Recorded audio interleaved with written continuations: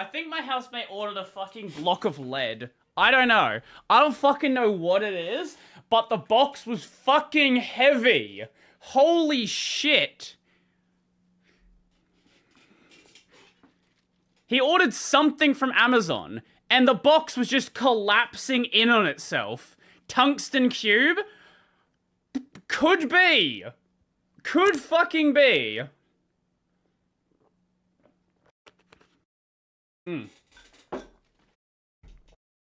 Anyway. Let's have a look at the lore for the Night of the Hollows. Brodie, I finally tried Strong Zero and passed out after 3 cans. Hey, brother, let's go. Spoiler warning. I would expect spoilers in a lore video. Did I beat the boss? I did beat the boss. We are now done with Kazan, and we are ready for Silksong next week. Or we will be ready for Silksong after we watch the Hollow Knight lore video. I don't... I'm one of these people that will play a game and have no idea what is happening besides, like, a fairly surface level look. So this is basically our first proper look at the lore for this game. Heading out to avoid spoilers, haven't beaten Hollow Knight yet. Catch you later then. If you want to come back in like an hour or whatever, feel free to do so. Otherwise, enjoy the rest of your day. Anyway, let's watch the lore video. Warning, this video contains a few. Please bear that in mind before embarking on this journey, or don't. I really don't care. I am just text on a screen. First I'm doing a 1 hour react. No, I did do a couple of game conferences. But besides that, yes. If you were to ask me, what is your favorite video game ever made? I Dark would have Souls to 1. say Cory in the House for the Based. Nintendo DS. Also, But Hollow Knight would be a close second. Hollow Knight was released on February 24th, 2017 by Team Cherry, an indie game studio based in the mythical land of Adelaide, South Australia. Yeah, brother! Over the past 3 Yeah, they years, are. Hollow Knight has become an indie darling. The game has sold over 3.5 million copies. It was the opening game at ADGQ 2019. There's a Hollow Knight book, a line of plushies, Aw. t-shirts, nicotine patches, nuclear warheads, Yep. and even vinyl records for all you goddamn hipsters. That probably does Team exist. Cherry had one goal when making Hollow Knight. They wanted to create a world that allowed players to get completely lost in exploration. We can see this desire in Hollow Knight's design. The levels in Hollow Knight are massive, with secrets and rewards hidden in every nook. One thing I'm very worried about with Silksong is we're going to miss so many things. Now, the degenerates are going to finish the game in maybe 48 hours, right? So there's going to be a well-formed wiki, maybe by the, like, second playthrough. But hopefully by the time we get towards endgame, the wiki is all sorted out and we can find things. Because there's going to be a lot of things we missed, because there's a lot of things I missed in Hollow Knight as I was going through the first time. And cranny. Be that powerful charms, special abilities, or, the game's navigation system requires the player to work for their map, forcing them to make a stronger mental image of the world in their head. Christopher Larkin's score and Ari Gibson's artwork lend to this as well, creating an atmosphere that the player won't want to leave. But there's one aspect of Hollow Knight that keeps people like me coming back: the world building. During Hollow Knight, I was able to point you hidden bosses. That won't be the case next week. Are you going to buy the game on launch, or what is your plan? When Super Metroid launched in 1994, it stood out for its amazing sense of immersion. Now in 1994, I was busy not being alive. Same. But I've watched enough YouTube video essays to know that this game was a big deal.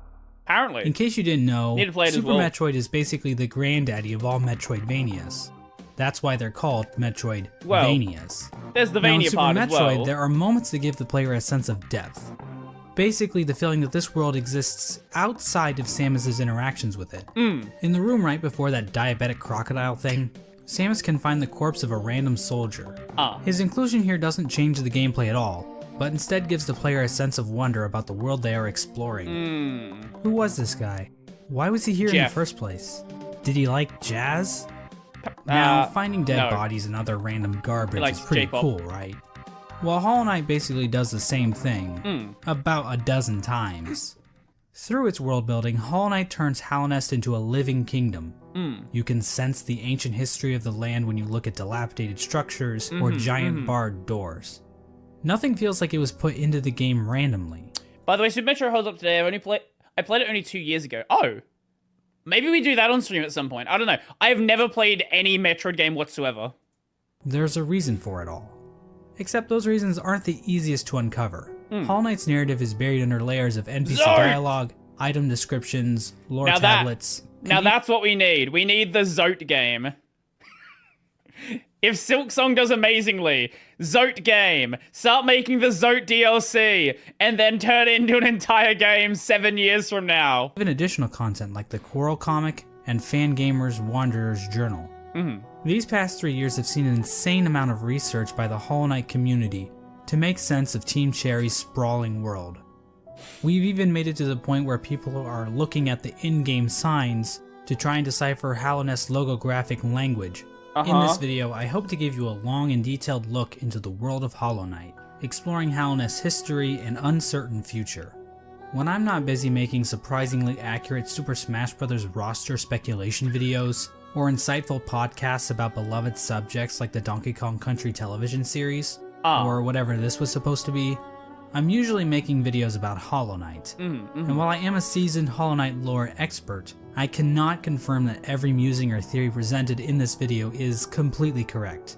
I highly recommend checking out the lore section of the Hollow Knight wiki if you want a more neutral explanation. Well, if you're gonna say wiki, I already have a great understanding of of how it's gonna go. Who says wiki? Of Hollow Knight's lore. But if you're too lazy to read, then I suggest you sit back, order some Domino's pizza, or just grab a block of cheese from the fridge, and enjoy the mostly complete lore of Hollow Knight. Okay. It's a simple fact of life that every human worships a god, be that technology, ideologies, or in rare cases, God. As it turns out, the bugs in Hallownest pretty much operate in the same way. From the Mosskin born from the dream of a giant slug, to the emo kids of the ancient civilization who literally worship the darkness, there is no shortage of things to worship in the world of Hollow Knight. Our story begins with a creature very much worthy of worship. A creature born from the carcass of a worm. The carcass can still be found in the Kingdom's Edge, and it's our only good look at what worms actually looked like. At the time Hollow Knight occurs, it is suggested there are no worms left in the world. They were incredibly long creatures that featured little to no limbs. Another more mysterious property of worms was that they had some kind of prescience or foresight. Basically, they could see the future to some capacity. It isn't clear how effective this ability was. Considering how the entire race went extinct, this foresight ability must have been pretty shit. Getting back to this particular worm carcass, it is explained that this worm traveled across the distant mountains and wastelands. Is this the area where you fight Hornet? Like you walk, if I'm recalling correctly, you like walk out of here and there's like a Hornet boss fight on the other side. I think that's right. Maybe I'm thinking of another area, but I feel like there's a Hornet boss fight over here. Not sure. Beyond Hallownest. Once it arrived in Hallownest, the worm died. Second Hornet fight, yes, Except not really. Inside the maw of the carcass sits a pale broken egg, out of which hatched a new form of worm, a being of meager shell. This form of the worm is usually referred to as the Pale King, and he's the character basically responsible for everything that happens in Hollow Knight. The Pale King is a higher being, a type of creature that exists above all others. His body was said to shine with a radiant visage that harmed those who looked upon him. The ultimate goal of the Pale King seemed to be in line with that of other worms. A line from the cryptic Mr. Mushroom reads, "Worms pull bugs into their thrall, till ages pass and kingdoms fall." In other words, it's just in their nature. Dogs wag their tails, cats bury their shit, and worms bring massive amounts of bugs into their service in order to form long-standing kingdoms and civilizations. Oh yeah, that tracks. And here in a far corner of the world, The Pale King emerged from the corpse of his former self and began to build his eternal kingdom, Hallownest. There's just one slight problem. There's like people already living there. The area that would eventually become Hallownest was already filled with mantises, bees, moths, spiders, mushrooms, and bush cosplayers. Each of these groups were already operating with their own cultures and societies, and each group had a different interaction with the Pale King. God, the mantis One of the more area, receptive Jesus groups Christ. to the arrival of the Pale King were the mushrooms of the fungal wastes. These creatures were able to communicate with one another through one shared mind. The mushrooms viewed this shared mind as a strength, Like and the- they were kind of smug I guess dickheads mycelium about network. it. Ultimately, the mushrooms wearily accepted the Pale King's rule, viewing his foresight as a shield to the dangers of the future. Another group living in the fungal wastes is the Mantis tribe. The Mantises have a rich cultural history reaching back to long before the birth of Hallownest. The Mantises are a proud tribe, believing in the importance of proving one's physical strength. The Mantises are fiercely territorial, but will show respect to those who display Oh, great they definitely are territorial. Holy shit, the mantis fight. That fight, I think that was the first fight where I was like, I genuinely love this game. Like, I enjoy, like, the first boss was cool. It was, like, getting you into the idea of, every boss being, like, a sort of a rhythm to every fight. But then you get to the Mantis Lords, you're like, I see what this is. This is super cool. But I need to actually learn the game now. power. These Fight Club enthusiasts were led by 4 powerful Mantis Lords, who I guess just kind of sat around waiting for outsiders to challenge them. The Mantis tribe had no interest in the I knew about the game years ago. I just didn't play it until maybe 2 or 3 years ago. I don't know when I played it. I streamed Hollow Knight. I'm not sure how long ago it was, though. Pale King's kingdom, but the two communities did come to a truce. In exchange for their independence from Hallownest, the Mantis tribe kept the beasts of Deepnest from invading Hallownest. Not sure why they didn't just go out the other exits from Deepnest, but whatever. I'm Don't not think an about expert on border patrol. I don't work at ICE anymore. Let's move on to Anymore. Deepnest. Now, many of the different tribes of Hallownest were kind enough to leave lore tablets behind, detailing pretty much everything we need to know about them. Unfortunately, the bugs of Deepnest didn't do that. We know that the spiders of Deepnest had a monarchy because why not? Those are always good, right? Also, within Deepnest are a separate group of spiders that immigrated to Deepnest at some point in the past. This group was known as the Weavers, and they established their own culture and history within Deepnest. They used looms of silk to weave stories, spells, and shields. One thing we know for sure about Deepnest is that they really didn't want anything to do with Hallownest. The struggles of Deepnest-Hallownest relations would become painfully clear as time goes on, but for right now, it seems like the two remained fairly isolated from one another. Another section of pre-Hallownest includes Greenpath. Now, as far as we can tell, the mushrooms, mantises, and spiders of Deepnest didn't worship any higher beings. There is this giant mushroom corpse in the fungal core, but I don't think this is a higher being. I mean, who the hell would want to worship a fat-ass mushroom? Fat-ass slugs? Now that's dope. Yeah! The land we know as Greenpath was created by the higher being known as Un. Un used her great mind to dream the vegetation of Greenpath into the once barren caverns. Un's followers, the Mosskin, were also born out of Un's the dream, bush people. making her their creator. Greenpath at its height was actually much larger than we see in game. At one point, Greenpath stretched into both modern-day Queen's Garden and possibly Fog Canyon. Greenpath's citizens showed themselves to be a fairly developed society. They built a temple at the Lake of Un in order to worship her, and they even had their So, with Silksong, it's gonna have, from what I've heard, it's gonna have, more towns. It's not just gonna have that, one hub area like the first game did. So I'm sort of curious where Silksong sort of, fits into the Hollow Knight lore.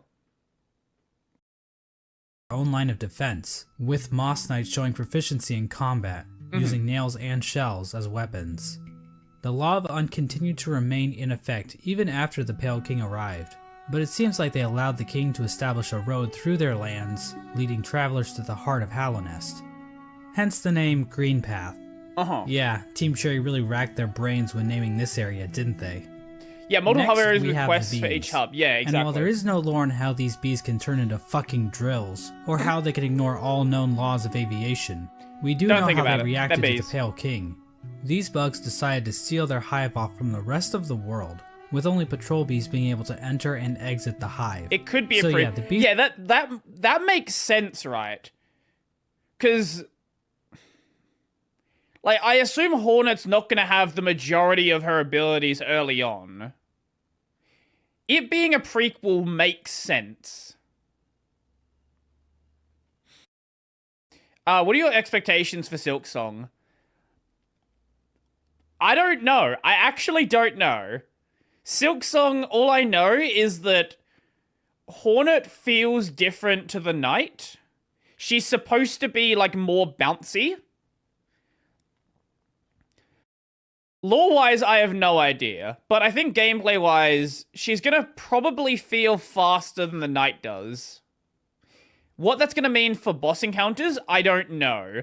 But I am worried for, you know, gauntlet-style things and whatever nonsense they decide to make for Path of Pain 2.0. Because holy shit. Holy shit. Actually, if you want a really good clip... Sorry, we're gonna sidetrack from the lore video for just a second. Let me find the clip.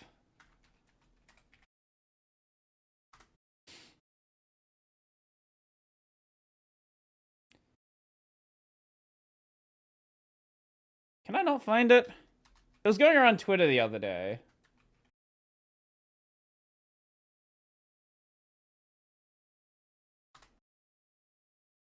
I can't find it. If you can find the clip of Tenma doing Path of Pain, I would love to see that. Because there's just a clip of her doing Path of Pain and singing, and I have no idea how the fuck that's working. These are pretty much pointless in this story. And finally we have the Moth Tribe. In-game, the only moth settlement is in the Resting Grounds.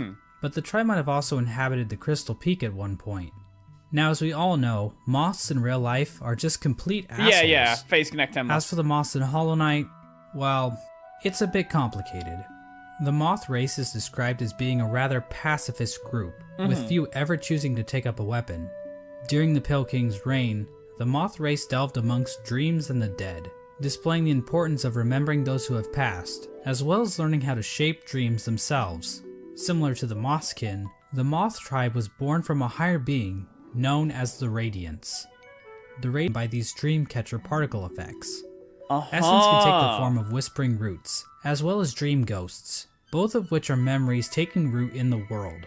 The Radiance appears to be a creature made of essence, but she isn't the only higher being to give off essence. Un has green particles, the Pale King has gray particles, and this sexy character named Grim gives off fiery red particles. However, the Radiance appears to be the main god when it comes to dreams, even if other gods also dabble in the dream realm. Getting back to the Moth Tribe, it is their interaction with the Pale King that we need to discuss. Basically, the moths turned their backs on the Radiance completely in order to worship the new light that had appeared, the Pale King's light. So yeah, moths are assholes in this game too. With her tribe forsaking her, the Radiance became a forgotten memory, a remnant of the past, and a thing that's definitely not going to come up again later in this video. And so the Pale King's new kingdom was established, Hallownest. But there is one aspect of Hallownest that we need to discuss. Unfortunately, to better understand this, we're going to have to read some poetry. In wilds beyond they speak your name with reverence and regret.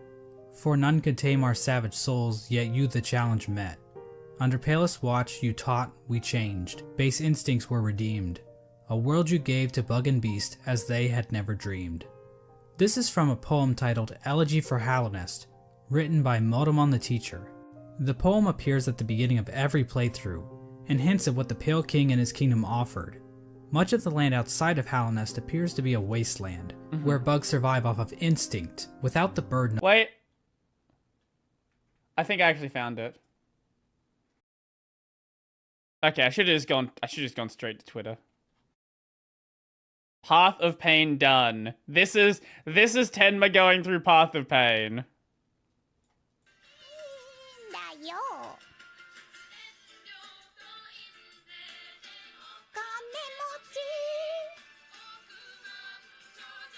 I don't know why it's cropped like this.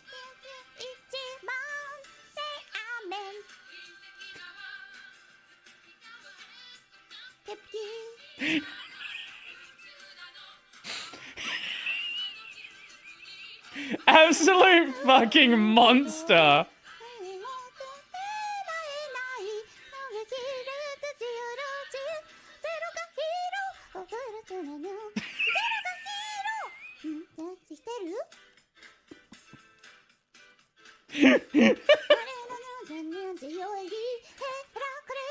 I don't know what the song is. All I know is this is way better than I play.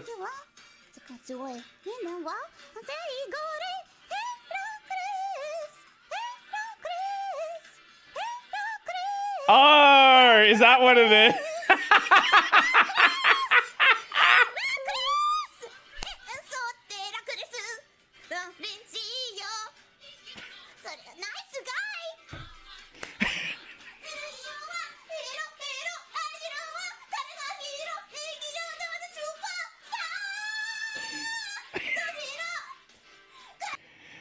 Absolute fucking legend. Anyway, back to the lore video. She loves the game, so I see. Mind. Hallownest somehow taught these bugs and tamed their savagery. Basically, the Pale King changed the instincts of his subjects and granted them higher thought. To get a better picture of this, let's look at two different characters. Okay. Boone and Tuck. These adorable panda bug things give us a clear display of Hallownest's effect. While both appear to be the same species of bug, Boone is dumb as a sack of rocks, struggling to string together words, while Tuck speaks fairly clearly. The main difference between these two characters is that while Boone lives outside of Hallownest, Tuck lives beneath the city's capital. Basically, it appears as though Hallownest is a literal quick tangent. Search for Daily Silksong News 602. Okay.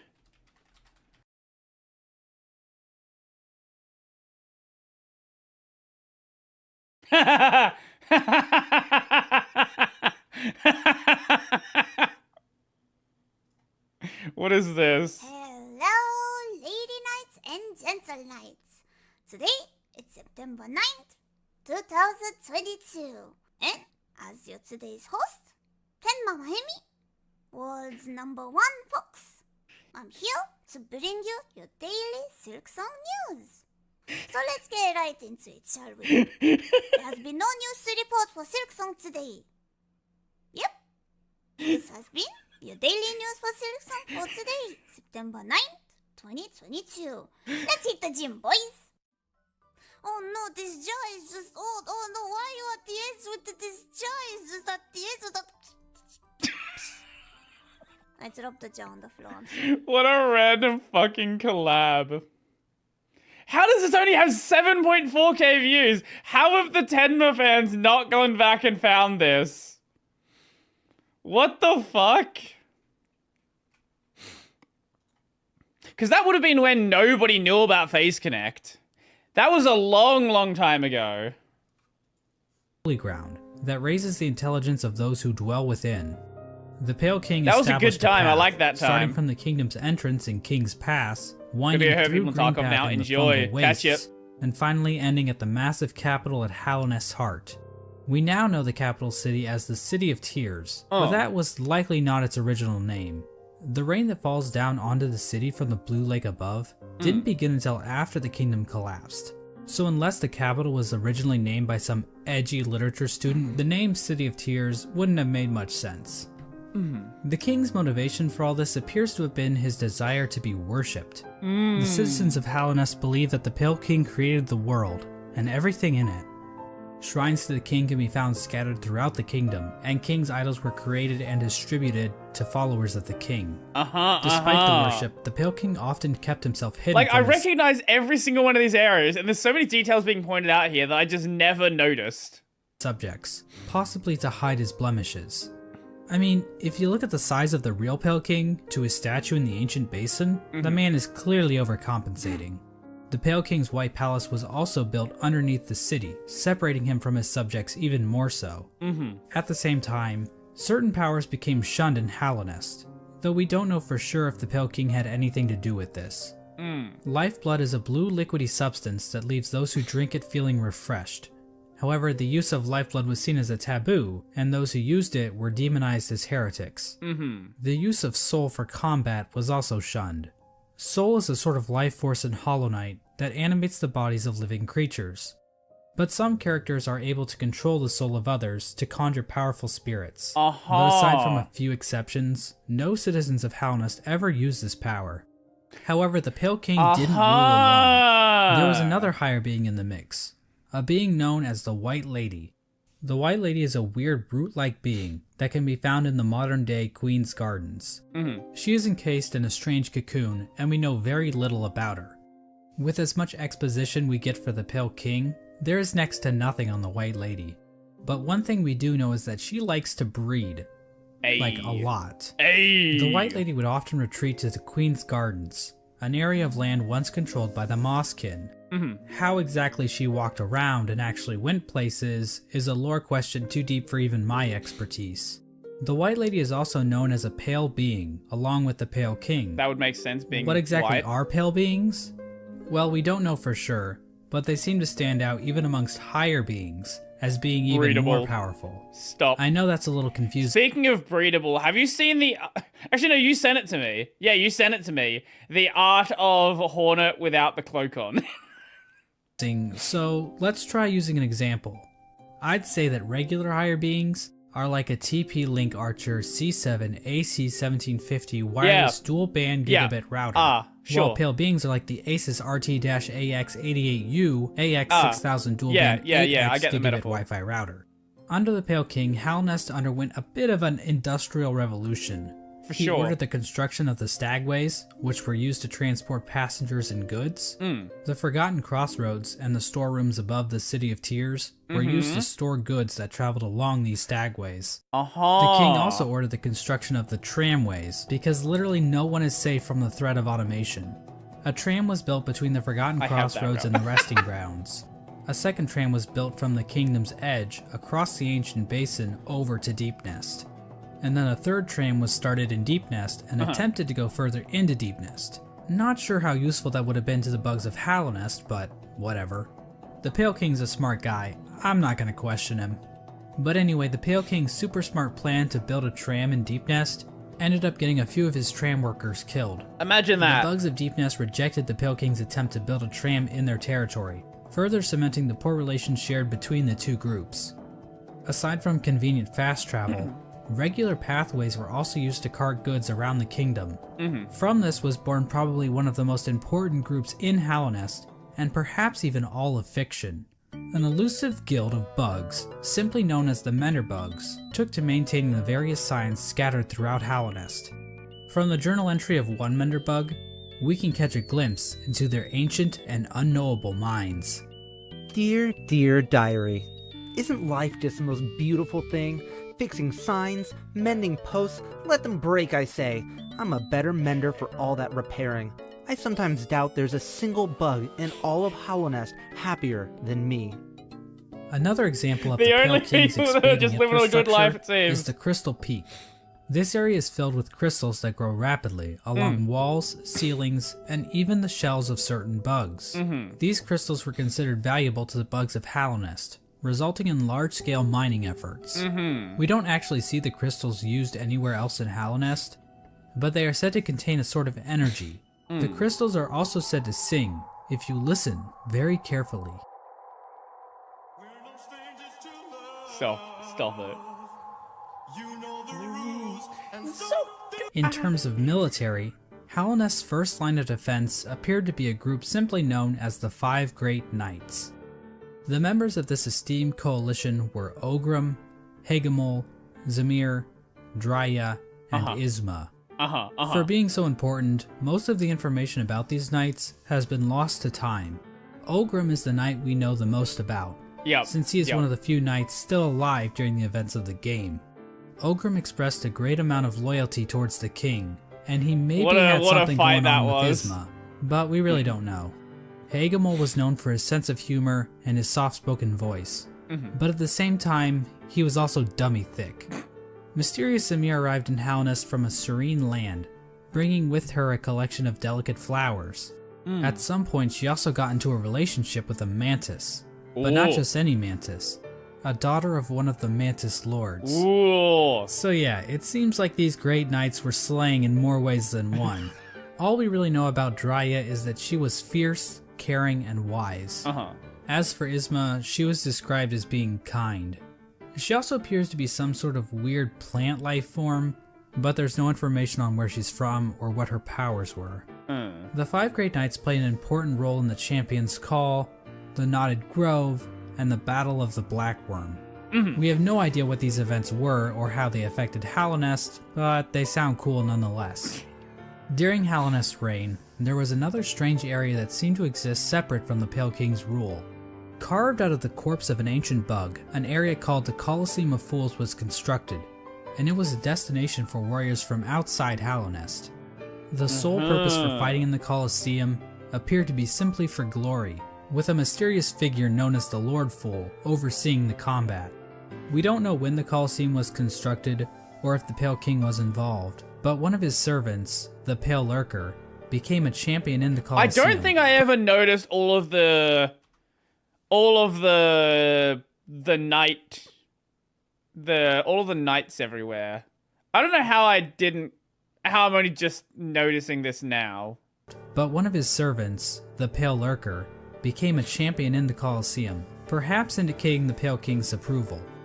And finally, there was the Royal Waterways, where the fecal excrement of the kingdom was washed out into the fungal wastes. This area saw the rise of a species of parasite-like creatures called the Flukes. The Flukes spawned from the Flukmarm, a giant monster with cavities in which tinier Flukes live. There really isn't too much lore involved with the Flukes, but I do need to point out that the Flukmarm is canonically a MILF. Like, that's not even debatable. The sky is blue, 2 plus 2 equals 4, and we all want to fuck this thing. It does have a lot of holes. This was the kingdom of Halonest at its height. Halonest was a vast kingdom connected by a network of stagways and tram stations. The bugs of Halonest mourned their dead on the resting grounds, engaged in commerce using Geo, the de facto currency of the region, and a thriving capital located in the middle of the kingdom. The Pale King had succeeded in crafting a full-blown society, but we all know there are pitfalls to living in a society. As the suspiciously knowledgeable Hunter points out in his journal, the Pale King had created a population of weak and pathetic creatures. The bugs of Halonest did not hunt for their own food, and had become complacent with their comfort. This is even more obvious with the east wing of the capital. These greedy members of Halonest's high society became complete cowards, obsessed with riches and plumb from excess wealth. The bugs living in Halonest Prime looked quite different than the instinctive simpletons they once were. Their savagery had been replaced with intelligence, and through that intellect, they gave the Pale King the devotion and service he desired. And while there were a few snags along the way, they were we DC'd. looked quite different than the instinctive simpletons they once were. Their savagery had been replaced with intelligence, and through that intellect, they gave the Pale King the devotion and service he desired. And while there were a few snags along the way, they were shining times for the king and his subjects. Resting at the threshold of Halonest is a strange lore tablet, proclaiming Halonest to be the last and only civilization. It calls Halonest an eternal kingdom. This appears to have been the Pale King's goal, for Halonest to stand against a wasted world as a final beacon for civilization. And that was the Pale King's ultimate folly, to think that he could succeed where so many others had failed before. Long before the Pale Kings or the Barry Bensons of the world, the land of Halonest was controlled by an ancient caste. Hints of Halonest's history are littered throughout the land, with the most notable examples being the Soul Totems and Arcane Eggs. One sect of these ancient bugs didn't worship a god like the Pale King or any lord, but instead a dark and mysterious substance known as the Void. This ancient caste once also tried to lay claim to the entire land of Halonest, but they too failed.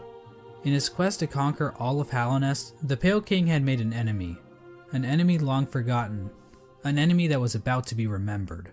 I mentioned earlier that the Moth tribe entirely forgot about the Radiants in order to worship the Pale King, but that isn't quite true. Memories of her still lingered, and hushed whispers of faith kept the Radiants alive.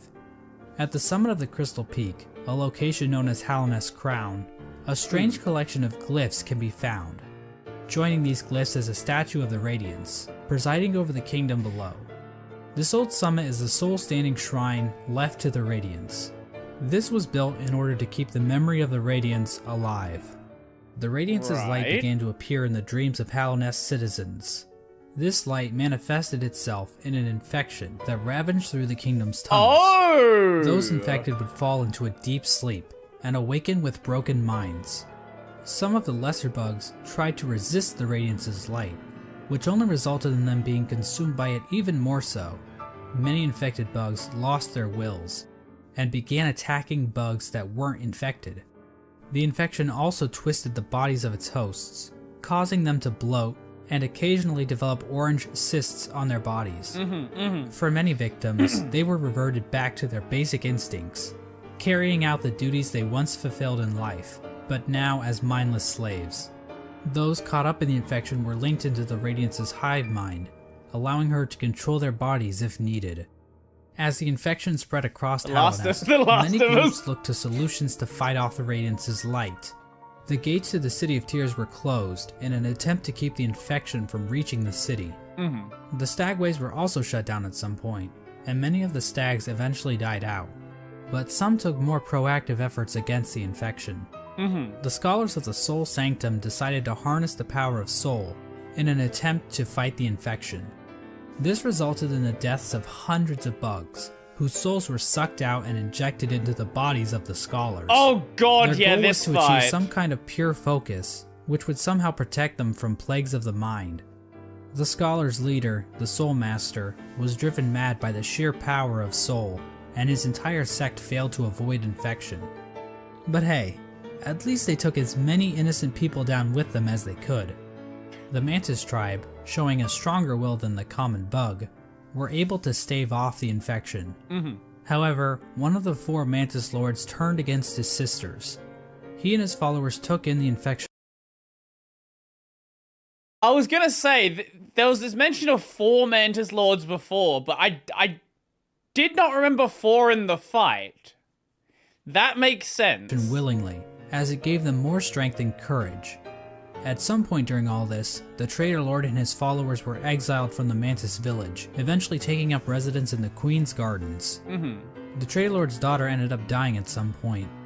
This is the same Mantis that was in a relationship Traitor with Lord is the Zamir, 4th, one right, of the 5 Great Knights. But the Mantises rejected their union because of Zamir's outsideness. As a gamer, this type of prejudice is all too familiar. Well, that's and the game. honestly, it makes me sick. Yeah, brother. With the 5 Great Knights completely useless to fight against the infection, the Pale King devised his own scheme. A scheme involving a strange substance known as Void. As I mentioned earlier, the Pale King's White Palace was built in an area called the Ancient Basin, but his castle wasn't the only noteworthy thing down there. At the bottom of the Ancient Basin was the entrance to a pit known as the Abyss. Within the Abyss was a lake composed of void. The Pale King realized that this void could be given form, as evidenced by an imprint of such deep within the Abyss, possibly left there by the ancient civilization that predated Hallownest. The Pale King devised a workshop in his palace, where he placed void in armor shells imbued with soul, creating servants known as King's Molds and Wing Molds. These void creatures were somehow imprinted with the desire of the Pale King, so that they would serve him. It isn't clear when the Pale King started making these creatures. There is evidence to imply that even common bugs were aware of King's Molds, but the point is, What is that animation? there is evidence to imply that even common bugs were aware of King's Molds. But the point is, He's the Pale King enjoying turned that. to the void in order to create another creature, one that he believed could contain the Radiance and her infection. He tried to create a pure vessel. The Radiance's infection needs its host to have a will and a mind in order to enslave it. A pure vessel would be a creature made of void designed to lack those features. The Pale King believed that by harnessing the void inside a pure vessel, he would be able to stop the infection and keep Hallownest lasting eternal. But his method for creating this so-called pure vessel was incredibly cruel. This is where the White Lady and her King Kong-sized libido come into play. These two higher beings engaged in a union of some kind, resulting in the creation of several eggs that were dropped down into the abyss. There, the void seeped into these eggs, corrupting the offspring of the Pale King and the White Lady. This act resulted in the creation of the vessels. The vessels are not technically considered to be alive. They are shells created from the Pale King and White Lady that have been filled with the void. Within each vessel is a shade, a completely void being hidden behind the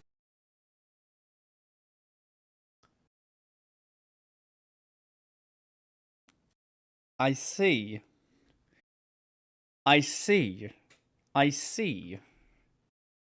face of the vessel. Vessels are also non-gendered. I guess because they're dead or something? I'm not sure if that's how that works, but whatever. I'm not an expert on these kinds of things. I don't work at ICE anymore. Thousands of vessels were created during this process, but only one was chosen as the pure vessel. This particular vessel, chosen by the Pale King, was deemed the Hollow Knight, and was taken away to the White Palace. But I want to take a bit of a closer look at this part of the story. There are a number of questions and theories surrounding this moment that I really want to dig into. The big question surrounding this moment is, why was the Hollow Knight chosen over any other vessel? One common theory is that the Pale King took these vessels back to the White Palace and evaluated them using his giant collection of buzzsaws. This theory is probably the least likely explanation. It kinda exists just to explain the buzzsaws, which is quite the mystery, I'll admit, but doesn't really mesh What are the lore implications of the Path of Pain?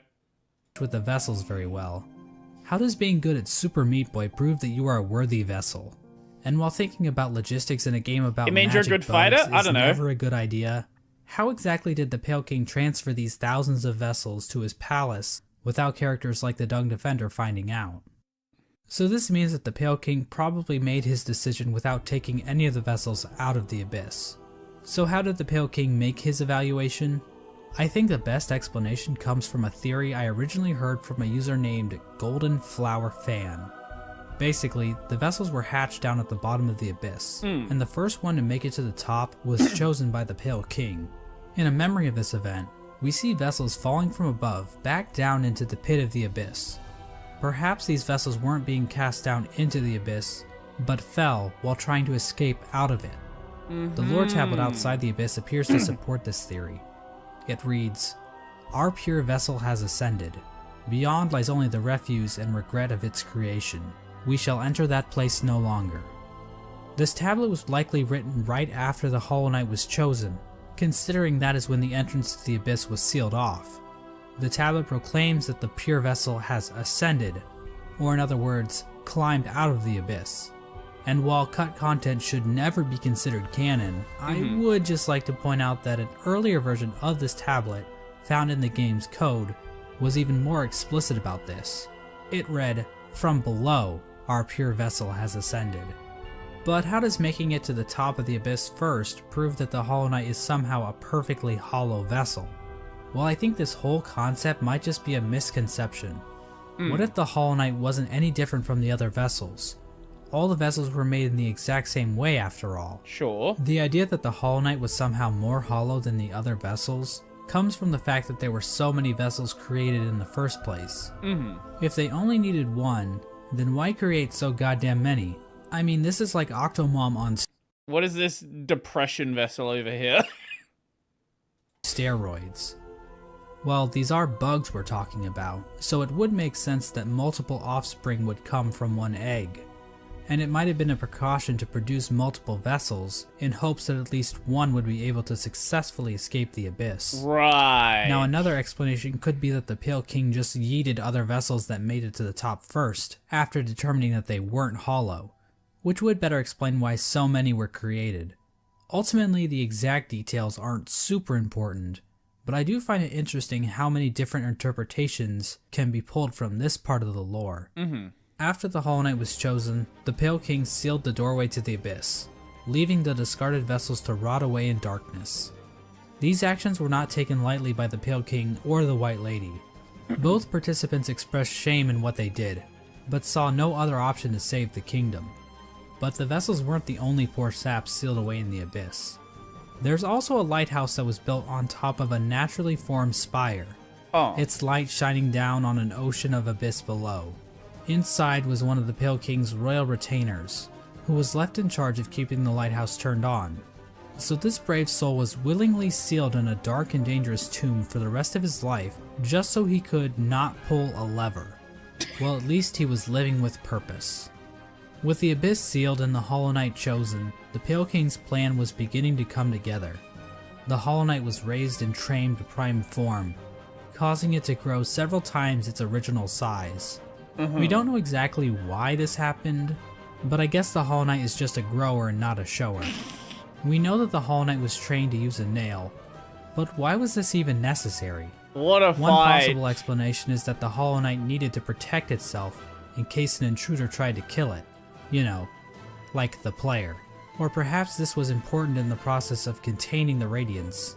Unfortunately, the details of that are never fully explained. The Hollow Knight might have somehow focused the Radiance inside itself, but Team Cherry gives us no explanation of how that might have worked. But that still wasn't enough for the Pale King.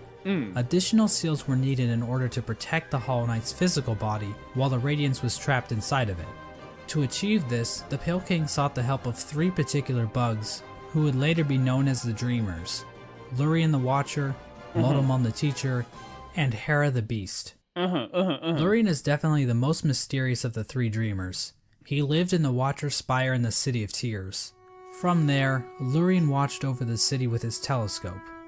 Lurien was a pretty big fan of the king, so it probably took little convincing for him to lie down for him. Lurien might also be tied to another strange incident that occurred in the City of Tears. Hidden on some of Lurien's lore tablets are images of jars, the same jars that can be found Jar? What's in the jar? stockpiled in the Tower of Love. This building sits on the outskirts of the city, and is the setting of one of the most bizarre bosses in the game, the Collector. The Collector is a void construct that appears to have been made from the same mold used to create the King's molds. But the Collector is unique because, well, Good grief, he's naked! The Yeah, Collector stayed that in the guy. Tower of Love with a noble bug who likely owned the establishment. In the tower, a number of bugs can be found captured in jars, implying that these two were tasked with collecting these creatures. However, the Collector somehow became obsessed with grubs, creating a map to keep track of grubs captured in jars, as well as keeping a strange shrine displaying a grub in the style of the Vitruvian Man. Eventually, the bug staying with the Collector decided to lock it inside the Tower of Love, and fled to the Queen's Gardens, where it died, likely due to overexposure to the void. Despite being locked up in the tower, the Collector is still spotted by the Hunter at some point, which either means this only happened recently, or the Hunter has been farting around in Halonest for a long ass time. We have no idea what these creatures were trying to do. It's implied that the Collector was trying to preserve the creatures of Halonest, perhaps trying to protect them from the spread of the infection, but we don't know where the Collector's obsession with grubs originated. And while Lurien does seem connected to all of this, we don't know how involved he was with this operation, or what its end goal exactly was. Motomon the Teacher lived in the Teacher's Archives, a library built atop a lake of acid in the Fog Canyon. The lower half of her body consists of tentacles, making her a popular subject for the thriving Hollow Knight R34 community. Stop. The Archives and the Fog Canyon as a whole are also filled with these Didn't strange work? Is Metroid Nightbot not in the knockoffs. chat? It should be. These creatures are likely related to Weird. Monomon in some way. They could be her live offspring, her test tube babies, or possibly even her shit. Motomon did uses change it, though. futuristic cathode ray tube things to store information about Halonest. Several terminals in the Teacher's Archive go into detail about the Pale King's plan to defeat the Radiance, indicating that Motomon had intimate knowledge of what she was taking part in. Finally, the Pale King sought the help of Hera the Beast, the Queen of Deep Nest. Now, as I mentioned earlier, relations between Halonest and Deep Nest were kinda not great. Unlike the other two dreamers, Hera needed to be convinced in order to help the Pale King. Hera would eventually agree to become a dreamer, in exchange for a child. The Pale King agreed, and the two engaged in a dalliance, which is a fancy way of saying they totally boned. The White Lady was okay with this arrangement. In fact, she might have been watching from the closet. The motive behind Hera's request is never elaborated on, but it appears as though the King of Deepnest was dead at this point. Hera was a common bug, so perhaps she desired the Pale King's pale seed so that her child could be of high birth. The bargain between Hera and the Pale King resulted in the birth of Hornet. She became known as the gendered child because, unlike the Pale King's other children, Hornet was not hollowed out by the Abyss.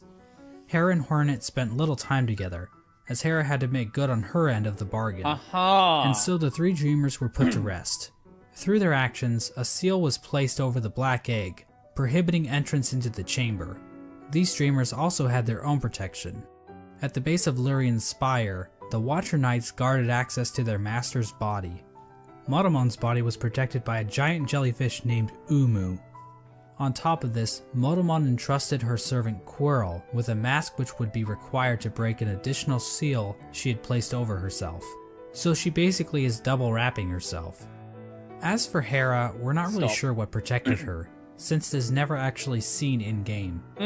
We don't know where this creature is hiding, but whoever it is, they really suck at their job.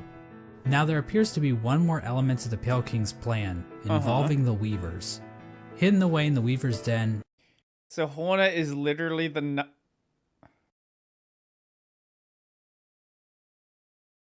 Oh, that didn't... Yeah, that didn't click with me, so... They're like half-siblings. Because they don't share the same... Yeah, they don't share the same mother. Alright, sure.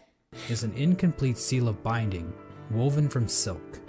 This design prominently features the Hollow Knight's head, and can be found in the White Palace, as well as blocking the exit during the Hollow Knight fight.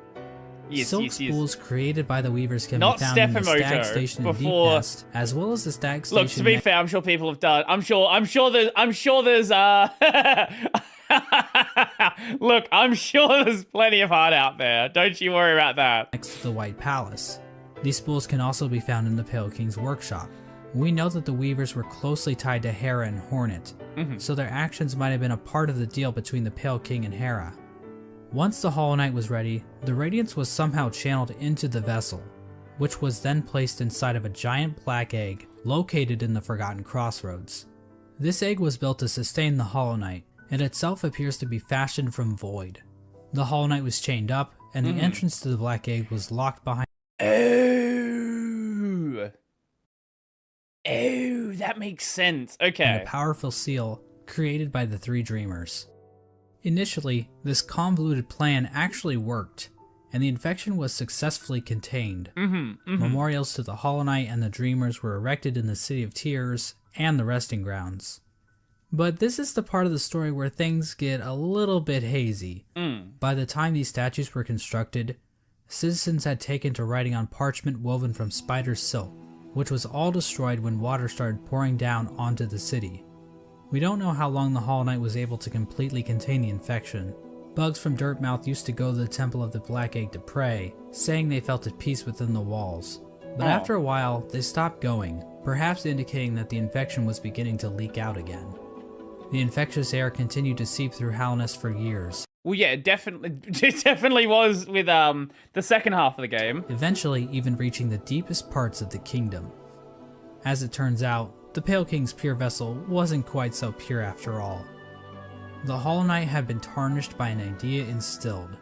While the game never explicitly tells us what that idea was, it does hint strongly at what it might be. Hidden away in the White Palace is a memory showing the Hollow Knight and the Pale King sharing a moment. The Hollow Knight might have developed a parental bond to the Pale King, and who could blame it? The Pale King is a pretty great dad after all. You know, if you ignore the infanticide and everything.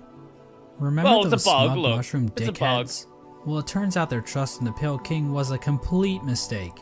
That shared mind isn't looking too good now, is it? In the fungal core, the corpse of a giant mushroom lies dormant. Its final thoughts were, "Pale worm, what good to see a demise unavoidable?" This could imply that the Pale King always knew that his kingdom was doomed. All he could do was delay the inevitable.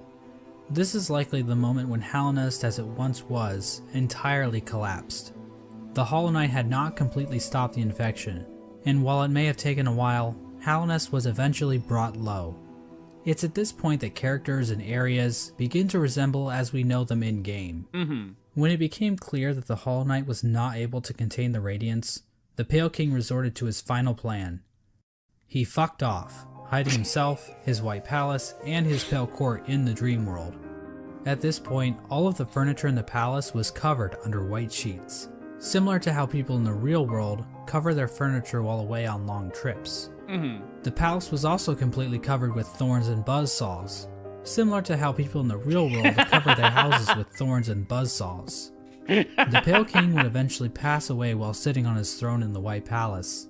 There's no confirmation on what killed him, but there are a few things to consider. Too much The nut. throne room is incredibly dark compared to the rest of the palace, and the particle effects and ambient track in this room are identical to that of the Abyss.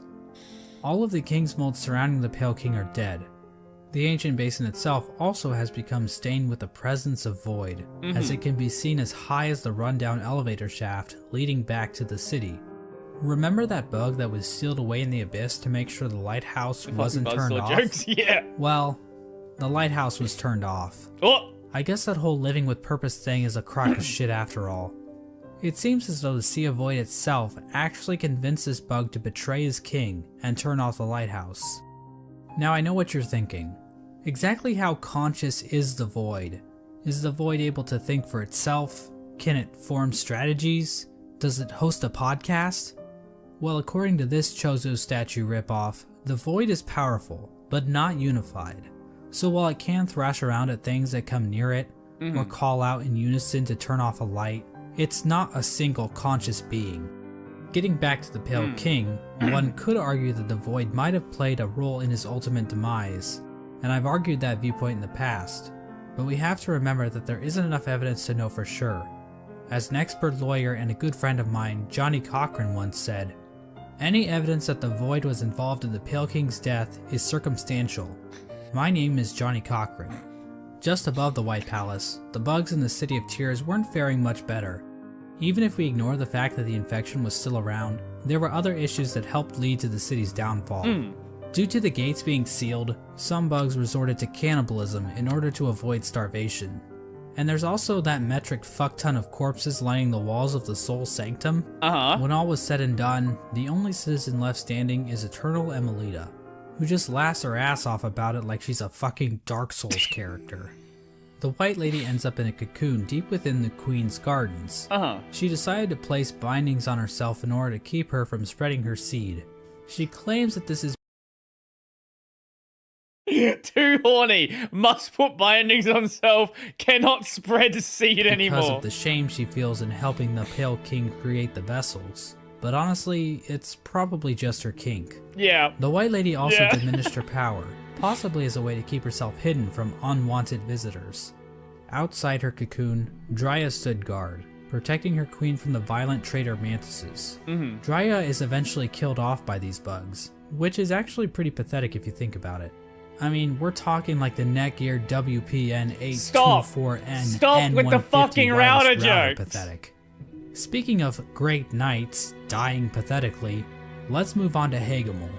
Hagemul held the city crest, a key used to open one of the gates to the City of Tears. At some point, Hagemul's armor shell was stolen by a maggot.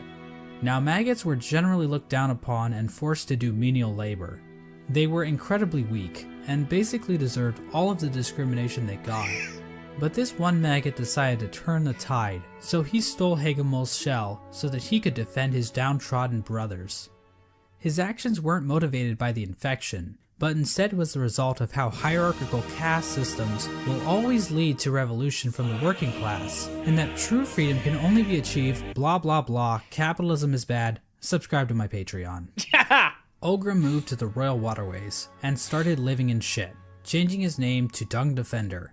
Now I love wallowing in shit as much as the next guy, Yeah, it's You'd pretty have fun. to really love shit to put up with living with the flukes. The Dung Defender That's kept fair. an unwavering sense of duty and loyalty to the Maybe king, he likes the fluke and hole. love for his fellow knights. So much so that he made shit statues of them. How nice. Ogrim acted as the defender of the pipeways, as well as Isma's Grove. A section of the royal waterways became filled with acid, and in the middle of it all rests Isma's corpse, which has been overcome by plant life. Isma is likely the one responsible for this acid blight, but we have no idea what happened to her. Right. Hornet's whereabouts during this time are fairly mysterious. We know that she departed Deep Nest and didn't return until the events of the game. At some point, she took Which kind of would make sense if that's what Silksong is about. If Silksong is about the events before the first game. I don't know. I guess we'll have to wait and see for about 7 days from now. to guarding Halnest from intruding warriors, as well as the cast-off shell in the Kingdom's Edge. Despite the Kingdom's woes at large, fortunately this fate did not befall one of the fandom's favorite characters. The Menderbugs continued to fix the broken signs and wayposts of Halnest. From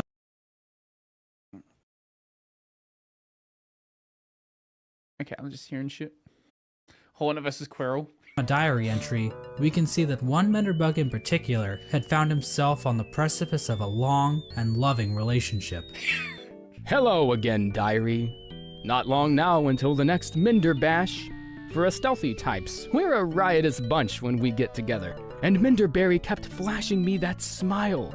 It might be time to muster my courage and act on it. I love my home and my life, but sharing it with another? Why, that'd be the berry on top. Greenpath also underwent some changes The during this time. Menderbugs just living their best life. They don't give a shit about anything that's happening. Who cares about the infection? Who cares about the void? Who cares about the radiance or the Pale King? I'm here to fix signs. That's my job, and I love it.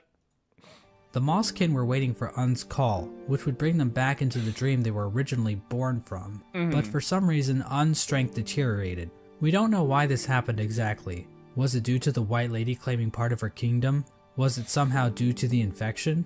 Some Mosskin believe that Un went into hiding, but it appears as though Un is, in fact, calling If you break the sign under don't too much, they will actually show up. Really? to her children. Okay. But many of the Mosskin are unable to hear her call. Instead, many Mosskin seem to have taken the Radiance's infection into their leaves, which might explain why Greenpath became overgrown with vegetation despite Un's deteriorating powers. Mossy vagabonds even openly chose to forsake Un and worship the Radiance. Another tribe to be screwed over by the Radiance is the Hive, which fell to the infection after the death of their leader, Hive Queen Vespa. But it appears as though this had little effect on their civilization. The Radiance's hive mind was already familiar to the bees, since the hive probably operated under something similar already.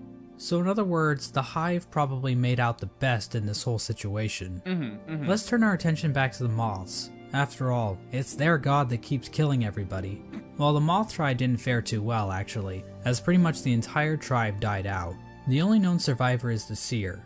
Despite the loss of her tribe, the seer continued to tend to the graves in the resting grounds, while also waiting the arrival of the wielder, a mysterious being that her tribe has dreamt of for a while. In the Kingdom's Edge, the land became covered in ash molting off of the worm's decomposing corpse. The Colosseum of Fools continued to thrive. They just don't The give a Lord shit. Fool They're passed just away chilling. at some point, but nobody really seems to notice or even care. The fools inside the Colosseum were infected, but still seem to have maintained control over themselves. It seems possible that these bugs took in the infection willingly, similar to the Traitor Lord and his followers. That is a way to get power, This would have sure. given them an edge in combat, similar to using steroids, but without the whole shrinking testicles thing. However, Well, we even don't the know about that. We can't confirm that part. Traitor Lord and his followers went mad, so what makes these fools any more special? As for the Pale King's They are too stupid to be infected. That's what's different. champion, the Pale Lurker, well, she just went the normal kind of insane. There appears to have been another unforeseen event with the Pale King's plan. When the Hollow Knight was originally chosen, the door to the Abyss was sealed, trapping the discarded vessels within. But apparently, some vessels didn't get the memo. Vessel corpses can be found littered throughout the kingdom, There's one in the Ancient Basin, one in Green Path, and several trapped in Nosk's lair in Deep Nest. Another vessel that escaped from the Abyss is the player character, the Knight. The exact details on how the vessels escaped the Abyss is unclear. There are indications that they might have slipped into Deep Nest through some old passageway, given void influences in part of the area, and all the corpses found in Nosk's lair. At some point, all entrances to Hallownest were closed off, with the old well and Earthmouth being the only way to sneak back in. Despite this, several people have wormed their way into the kingdom, with few ever returning. Characters like Relic Seeker Lem seemed content to just pillage artifacts from the ruined kingdom, but other bugs seemed interested in something greater. In the Howling Cliffs rests the corpse of a member of the Grim Troop. The task of this bug appears to have been to seek out Hallownest, so that the troop might be summoned to the kingdom in the future. The Grim Troop are basically a group of bugs that serve a higher being known as the Nightmare Heart. The troop keeps the heart alive by feeding on the nightmares of fallen kingdoms. This process also involves sacrificing the troop master to his own child because, Yeah. Hey, look at this cool-ass boss battle. It's a cool Another battle. important group It's that a cool traveled to battle, yeah. Hallownest are the God Seekers. After being abandoned by their old gods, the gods of thunder and the gods of rain, these bugs left their home in the Land of Storms, seeking out a new god to worship. The God Seekers look to gods to save them from their own silent mind. While traveling through the wastelands, the God Seekers constructed devices called God Tuners, which helped them seek out new gods. Through this device, they were able to detect the lingering power of the Pale King and find their way to Hallownest. When they arrived, however, the God Seeker was forced into hibernation. She was encased in a strange sarcophagus-like cocoon, which was itself chained up with a lock. It's not clear how this forced hibernation worked, seeing as the cocoon appears to have been made by the God Seeker herself. As for who put the cocoon in chains, I think the most likely candidate is the Dung Defender, considering how the God Seeker's cocoon is found in the Junk Pit in the waterways, an area the Dung Defender has tasked himself with protecting. This was the general picture of Hallownest after the Hollow Knight was sealed inside the Temple of the Black Egg.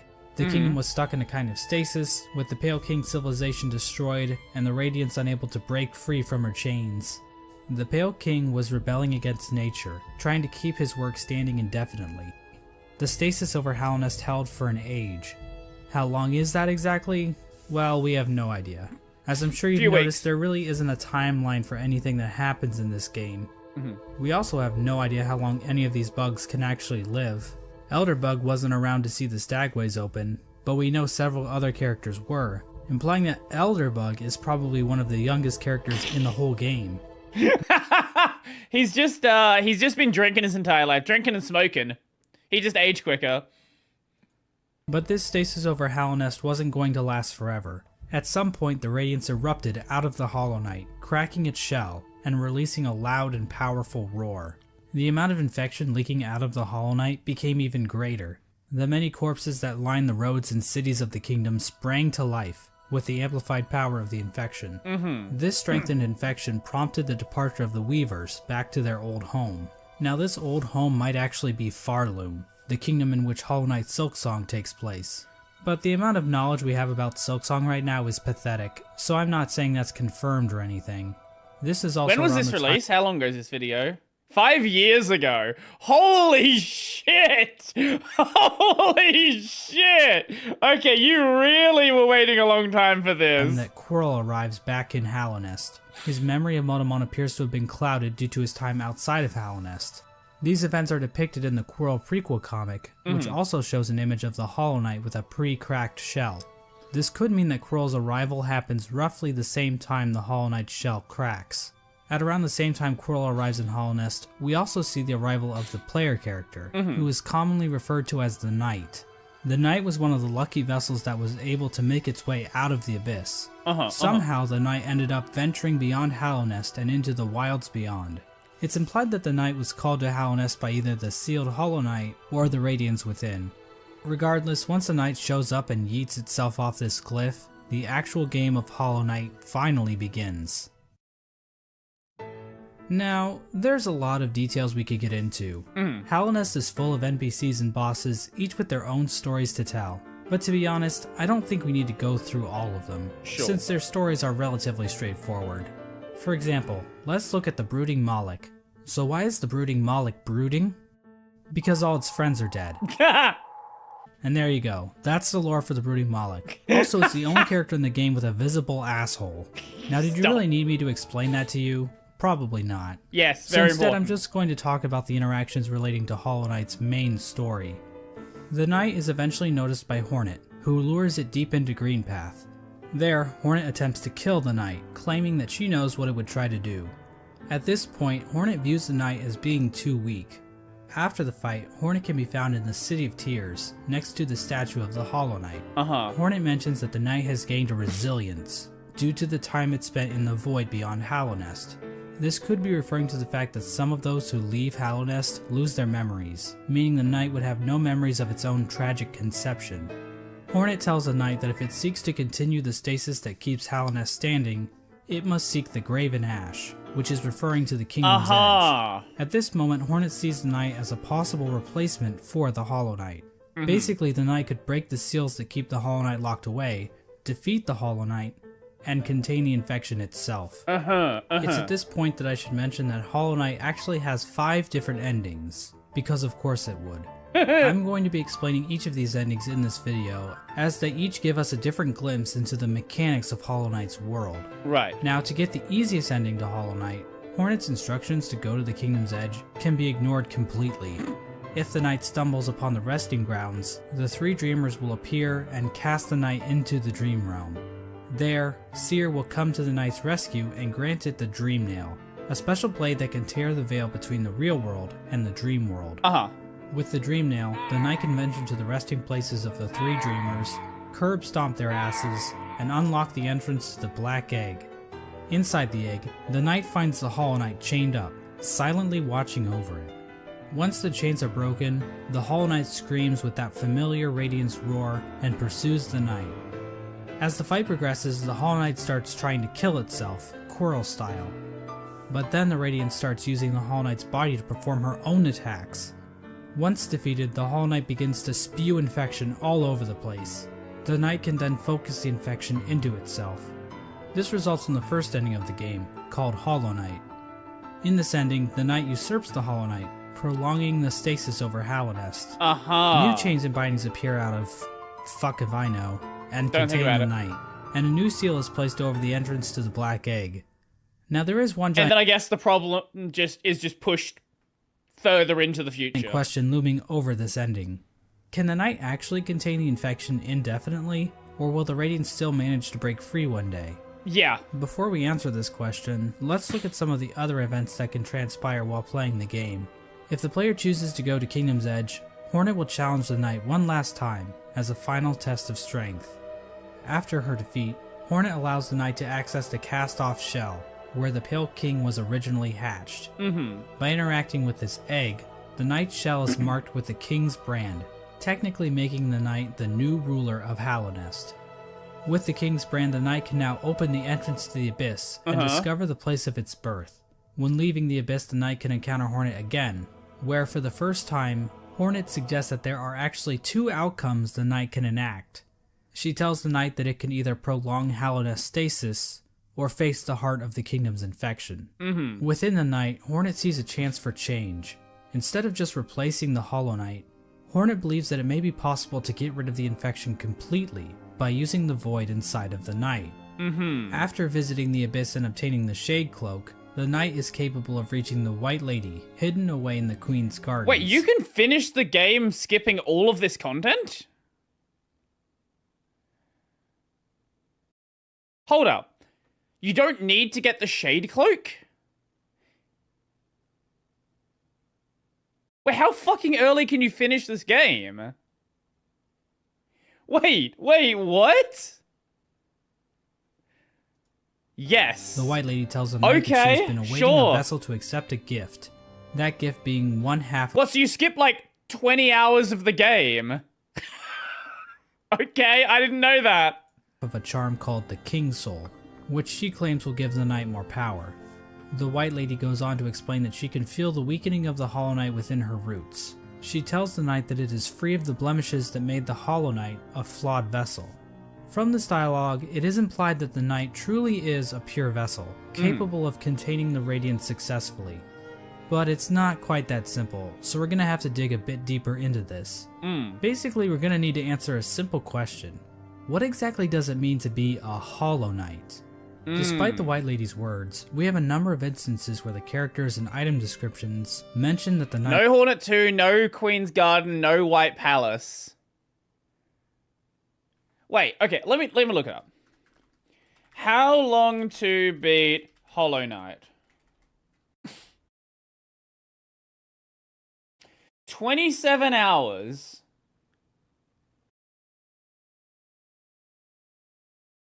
64.5 hours for 100% completion, but that's gonna probably include like Path of Pain and stuff like that.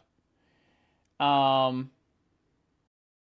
main plus side content about 50 hours. So yeah, you skip like 20 plus hours of the game if you just do... If you do just not like none of the extra stuff. What the fuck? Okay. I'm sure someone does that. Well, I don't know why you would. It has a will, and maybe even a mind. But from the Pale King's dialogue when describing the Hollow Knight, it is stated that a pure vessel has no mind or will. So is the White Lady wrong? Or maybe even lying? Her eyes have been clouded by time, and she can be tricked into thinking that Ogrim is in the room when the knight is wearing the Defender's Crest charm. She also thinks that Dryia is still alive, which... Yep. So maybe the White Lady is just senile. My problem with that theory is that the White Lady states that the vessels stand out to her clearly in a misted world, due to them being her spawn. Zero She short if also you only aim for questions one, whether or not the ending knight one. Okay, sought her sure. aid, which would imply that the knight must have some kind of will. So for whatever reason, the White Lady thinks the knight is still capable of containing the Radiance, even if it's still able to make decisions. After all, the Hollow Knight was considered pure, but they still taught it how to wield a fucking sword. I mean, if the knight were truly and completely hollow in a literal sense, it probably shouldn't even be able to walk, or draw a map, or open a goddamn bank account. In short, this whole concept of being hollow is so abstract and hard to define, I don't really feel comfortable giving a solid answer on whether or not the knight is or isn't truly hollow, and I think the game leaves room open for other interpretations. Of course, the White Lady's gift is useless without the other half of the King's Soul. In order to reach it, however, the knight must travel to the White Palace, locked inside the body of a King's Mold. In order to bypass the seal, the knight must use a fully awakened Dream Nail. It can do this by bringing 1800 essence to the seer, allowing her to sharpen the weapon's blade. If the knight does this, the seer remarks that the knight truly is the wielder that her tribe has been dreaming of. There's no explicit reason why the Moth tribe was dreaming about this supposed wielder so much, but it seems like they believe the wielder would wash away the crimes the Moth tribe committed by turning their backs on the Radiance. The seer seems to know that the knight might kill the Radiance, and she seems accepting of it, ready for her and her tribe to disappear and be forgotten forever. With the awoken Dream Nail in hand, the knight can travel to the Pale King's refuge and locate the other half of the King's Soul charm. When equipped, the King's Soul provides a never-ending supply of soul, making it almost useful if it weren't for the insanely high cost of the charm, and the painfully slow rate at which it increases, and the fact that the charm will get replaced in about 5 minutes after you get it. The King's Soul charm itself symbolizes the union between two higher beings. To me, this implies that the King's Soul is a representation of a vessel, which also was created by the union of two higher beings. With the King's Soul in their inventory, the knight now gains access to an area in the abyss called the Birthplace. In this massive pile of vessel shells, the knight can find a giant egg. Dream nailing the egg allows the knight to access its own memory when it was cast down into the abyss. From viewing that memory, the King's Soul charm is replaced with the Void Heart charm. The recollection of this event allows the knight to come to terms with the void inside itself. Once the knight has the Void Heart, the shades in the abyss no longer attack it, and that strange creature that gives the knight the Shade Cloak calls it the Lord of Shades. In other words, the knight has now bound the once fragmented void under its own will, allowing it to control the void in a powerful new way. With the union of the void, the Pale King, and the White Lady, the knight has gained a strength before unseen. It is with this charm that 2 additional endings become unlocked. Hornet will now be standing outside of the Black Egg, offering to help the knight should the opportunity arrive. Midway through the fight with the Hollow Knight, Hornet rushes into battle, subduing the Hollow Knight and piercing its shell. Right. It's at this point that the Knight is given the perfect opportunity to enter into the mind of its sibling, fighting the source of the infection head on, and finally putting an end to the Radiance's tyranny. Or it can just stand there and let Hornet get knocked unconscious. If the Knight finishes off the Hollow Knight as usual, the sealed sibling ending occurs. Right. Basically, it's the same as the Hollow Knight ending, but now Hornet is in the room too, and her face appears on the door of the Black Egg. It's not clear what exactly this means for Hallownest. This might imply that Hornet is now a dreamer, but she's inside the temple, meaning that no one can actually get in there to kill her should the Knight ever start leaking infection. At the same time, Hornet So it mentions just that the fucking binding ruins the entire future of the kingdom. Alright. of the Black Egg would drain her, so she's probably just going to die anyway, right? Yeah. Generally, people consider this to be one of the worst endings, but it's worth pointing out that Team Cherry doesn't support any one ending as being the true ending. Each ending is canonical in its own right, and honestly, Which, again, what does that mean for Silksong, right? Like, if you have a game where you have 5 canon endings, how do you have something after that, right? If you have an ending where Hornet dies, you can't have a sequel to that. Like, that just doesn't make any sense. Silksong has to be a prequel, surely. Or they have to decide... that one of the endings is the correct ending. Because you can't have Hornet die in one and Hornet not die in another and then have a sequel. Like, that just doesn't make any sense. Unless we're going to say that this is...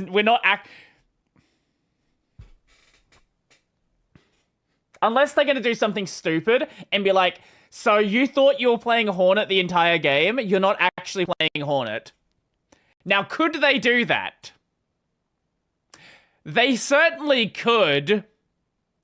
They certainly could pull some bullshit where they're like, well, you know, your mask looks like Hornet's, but like...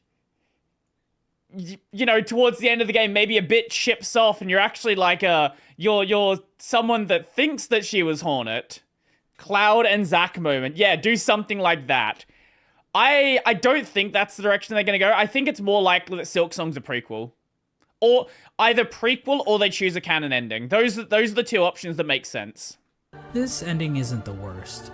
At least the Knight and Hornet will get to spend some quality time together. If the Knight does dream nail the Hollow Knight, it will be taken to an arena where it can finally fight the Radiance head-on. But the Knight isn't alone, as the other shades from the Abyss will appear in order to help corner the Radiance. Eventually, the Radiance gets trapped in the tendrils of the Void. The Knight bitch slaps her a couple times, and then the Radiance is consumed into the darkness. The Black Egg then appears to turn to shadows, and the Void seeps down into the ground. Hornet awakens to find the Knight's broken shell lying on the floor. We get one final shot of the Shades in the Abyss going to rest, and the game is over. This ending is called the Dream No More ending. The Radiance is gone, and Hallownest is finally free from her infection. Now I think it's fair to ask a few questions about how the Dream No More ending comes about. When the Hollow Knight was initially chosen to become the pure vessel, the Abyss was sealed up, and the rest of the vessels were left to rot away. But somehow, vessels ended up outside of the Abyss, and then one of those vessels was used to replace the Hollow Knight. Exactly how much of this operation was planned, if at all? The White Lady was waiting for a vessel. Did she have any communication with Hornet? Hornet was guarding the King's Brand, the only way for a vessel to enter the Abyss. How did she know it was necessary to guard the King's Brand from weaker vessels? Hell, if the vessels did escape the Abyss by themselves, wouldn't it be pointless to guard the King's Brand, since the vessels could just creep back into the Abyss the same way? I'm not going to provide any good answers to these questions, because God forbid I answer anything in this entire video. But I do want to point out that no plans to actually produce the Dream No More ending are explicitly stated in-game. So we can only speculate as to whether or not the White Lady or Hornet, or maybe even the Pale King, knew that they could defeat the Radiance by creating a Lord of Shades, like the Knight. Regardless, the next two endings were definitely not planned. In fact, the last two endings that were added in the Godmaster update almost feel out of place. The Godseekers basically hijack everything to the point where you don't even have to enter the Temple of the Black Egg to beat the game. That's like beating Mario Bros. I don't think I did the Godmaster endings then. Is Godmaster, do you have to do... How does this work? I assume he's going to go into it, but I definitely don't remember doing this. Ever seeing Bowser. But on the other hand, the Godmaster endings basically reinforce that Hallownest does not exist in a vacuum. Is Godmaster doing the gauntlet? Pantheon 5. Okay, yeah. Okay, yeah, that makes sense.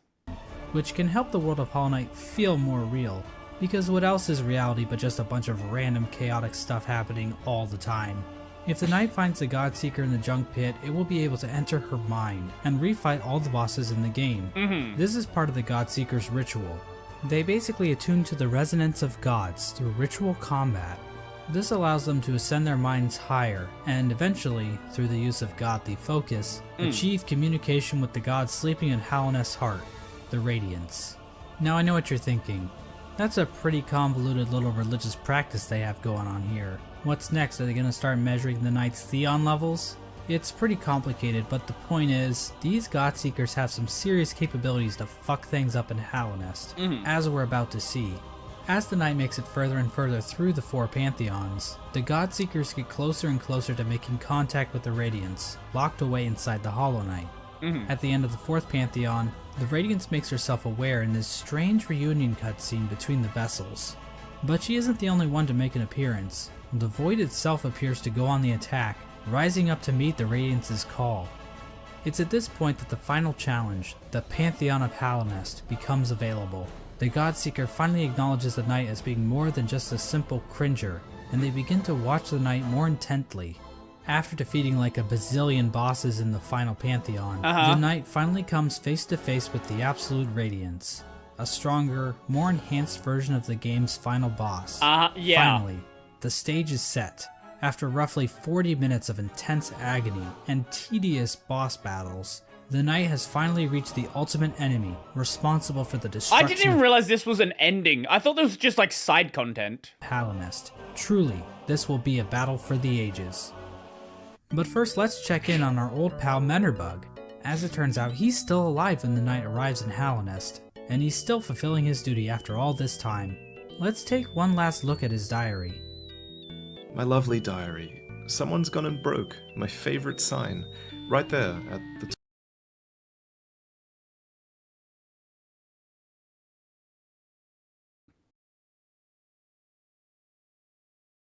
Eh? Wait.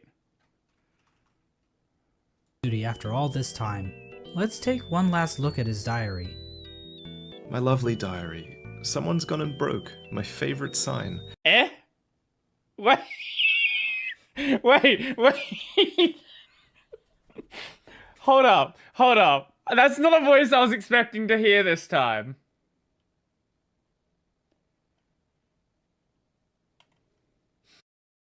Yeah, I thought it was. I thought it was Brodie. Alright, sure. Right there at the top of the crossroads. Keeps happening too. But you know, I just can't get mad about it. I should be thanking them, really. More chances to fix. I wasn't expecting to hear Varty's voice here. Okay, sure. Beautiful, complex sign.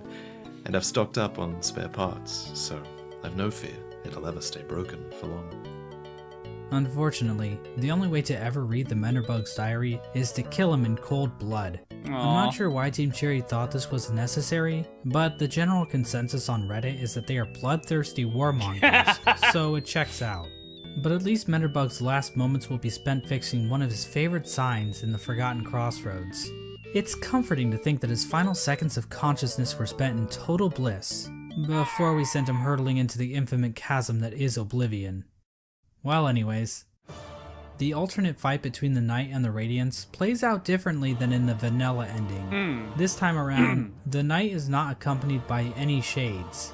Instead, after defeating the Radiance, the Knight seems to transform into this monstrosity. Now this creature goes by many names.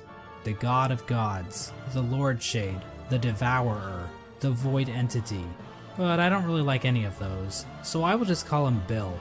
Bill proceeds to completely annihilate the Radiance in spectacular fashion. Varty's a cool guy. We He's are doing then this cool treated kind to of the lore. Embrace the Void Apparently. ending. Bill comes back down from the sky, dropping into the rest of Godhome. The Godseeker starts to get pulled into Bill by Void tendrils. We then cut to the Godseeker in the junk pit. Void starts leaking out of her eyes, and it appears as though Bill is making an escape back into the real world, which is probably a bad thing? Finally, we see Hornet standing outside of the Black Egg as the infection begins to disappear from nearby vines. Hornet hears footsteps coming from inside the Black Egg as the Hollow Knight reveals itself to her and the two prepare for combat. So from this cutscene, we can see that the Radiance's death in Godhome actually did kill her for real, meaning that the infection over Hallownest is now gone. This means the seals inside of the Black Egg probably wore off, allowing the Hollow Knight to escape its prison. In other words, the Embrace the Void ending is a goddamn cliffhanger, and we have no idea how Team Cherry plans to follow this up.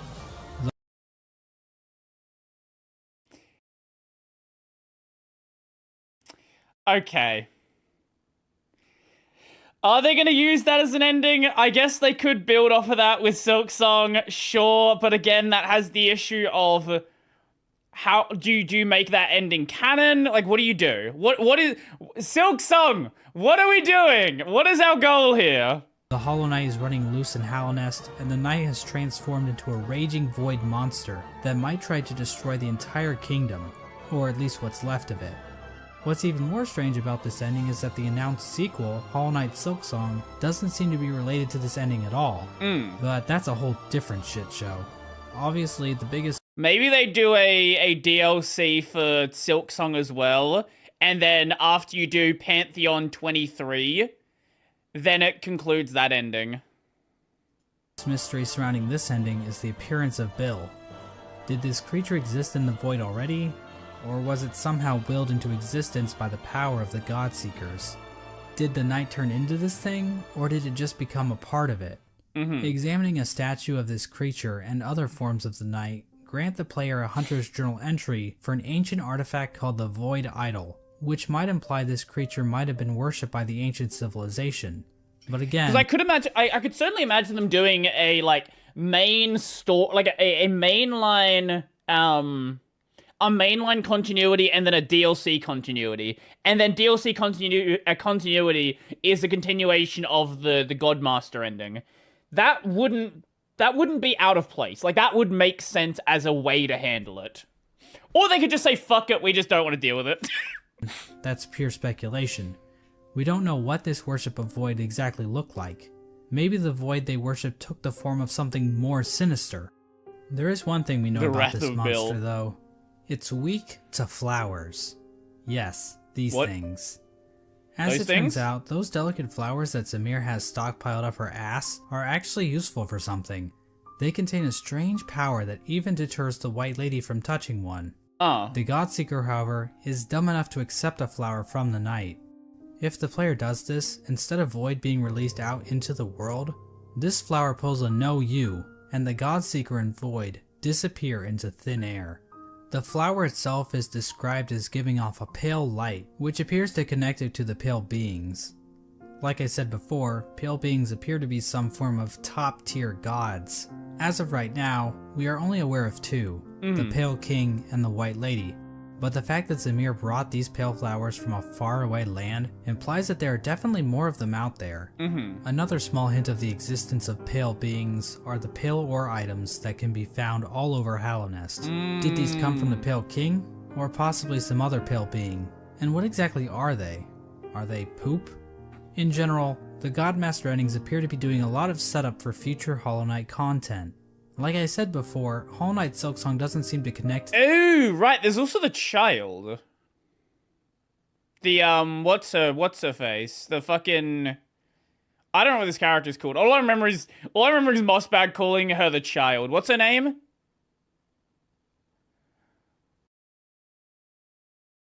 Lace, yes. Lace does appear to be fairly pale. Is Lace a pale being? These events on the surface, so we are in a bit of a bind when trying to discuss what these endings actually mean for the greater narrative Team Cherry is building. There's definitely a lot more to consider about what the pale beings are and what properties they possess, and we also have plenty of questions surrounding the Void. and how bugs have interacted with it in the past. It almost feels like we're looking through a keyhole, trying to grasp onto the totality of Team Cherry's creation. Good luck with that. How powerful are creatures like Bill and the worms? Where did things like the Void even come from to begin with? How much bigger is the world beyond Hallownest? Is Bardoon into butt stuff? But of course, that's the appeal of a game like Hollow Knight. Having all of the answers to every question would just ruin the mystery of the world. Plus, if we didn't have questions like this to waste our time on, then what else would we be doing with our lives? Go outside? Imagine that. Is it Ugh. raining? It was raining before. And so this video Fucking comes to an cloudy end. out there. Now I know the average attention span of a YouTube viewer is 9 minutes, so let me That's leave pretty you with a good. few takeaways. That's actually, if you're pulling 9 minutes, that is actually good numbers. 1. Hollow Knight is a game about bugs. That's true. I know this may come as a shock, but it's true. Watch the video again, and this time, pay attention. You'll notice right away, I promise. 2. Murdering your own babies might not be such a good idea after all. I mean, this is obviously just my interpretation of the game's lore. Other people might have different views on the subject of murdering babies, and every opinion is valid, so I don't want to step on anyone's toes or anything. 3. Menderbug is fucking dead. 4. Nothing is certain. This video probably has a few flaws in it. Trying to construct a cohesive narrative with the information found in Hollow Knight isn't exactly straightforward. I'm sure my views will change in the future, and I encourage you to explore the Hornet lore fights are fun. yourself. 5. And this last point is fairly obvious, but I should mention it anyway. Cory in the House is the best anime. Yeah, brother. God, that is a very old joke. That is a really old joke. I did see that he also put out a... Where was it? Correcting my Hollow Knight lore mistakes. This is 4 months ago.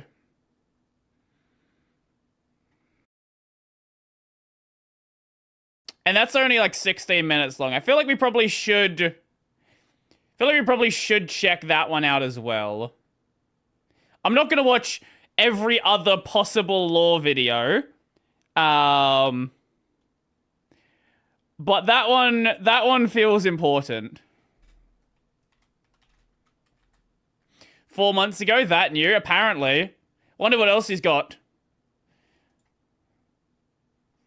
Footage analysis. Yeah, that seems to be the latest of the lore videos. Oh, is that 9 cells? I've not seen it. Okay. Well, we will check that in just a moment. I will go to the toilet and I'll be back in just a second. Oh, this light's not working. There we go.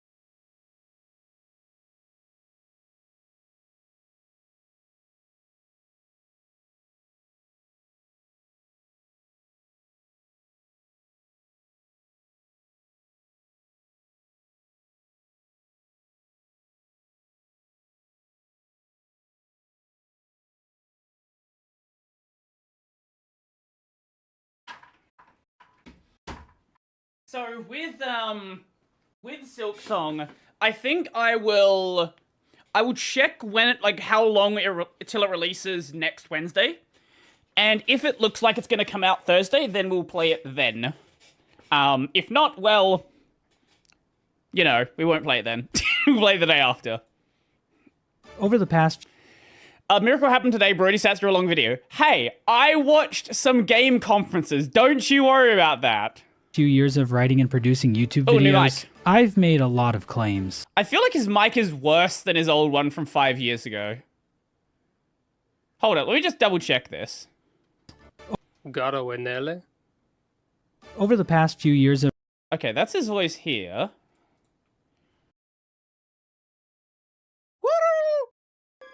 When Super Metroid launched in 1994, What the fuck happened to your mic? How did your mic get worse after 5 years? of writing and producing YouTube videos, I've made a lot of claims. I try my best not to make false claims, but, and you might want to sit down for this, I do get things wrong sometimes. No. In fact, I'll even, on occasion, say things wrong on purpose as a joke. But that isn't going to happen in this video. This video No, is a definitely not. serious one. In fact, with this video, I plan to right the wrongs of my past. Okay. After all, what better way to celebrate the month of April than by taking a look back at my older videos and pointing out my past mistakes? In this modern age of influencer culture and the rampant spread of misinformation online, it's important that people remember that just because someone said it in a YouTube video, that doesn't mean it's true. Unless I said And I'm it. not talking about the unimportant stuff like news and politics either. I mean Hollow Knight lore. Yeah, If you take most one important. thing away from this video, know that a true Hollow Knight lore fan believes in their theories because they evaluated the evidence on their own, not just because they heard me say it in a video. Because, as you'll Definitely see, not. I do get stuff wrong. We're going to be I just don't pay attention to the law. going through some of my videos and looking at times I was completely off base. And I don't mean in a vague, up to your own interpretation kind of way. I mean flat out incorrect information. And to help me identify all these mistakes, I even recruited the help of the Moss Bag community. I was blown away by the sheer number Every of thoughtful, video. useful, and respectful responses you all sent in. I might just be the luckiest guy in the world to have the support of you all. I am truly blessed. To start things off, I want to look at what is easily my most popular video, the mostly complete lore of Hollow Knight. This video has garnered an astonishing 1,000 views over the last 5 years, so I thought it would be best to start off with this one. So what did I get wrong in this video? At one point I explained the concept of pale beings.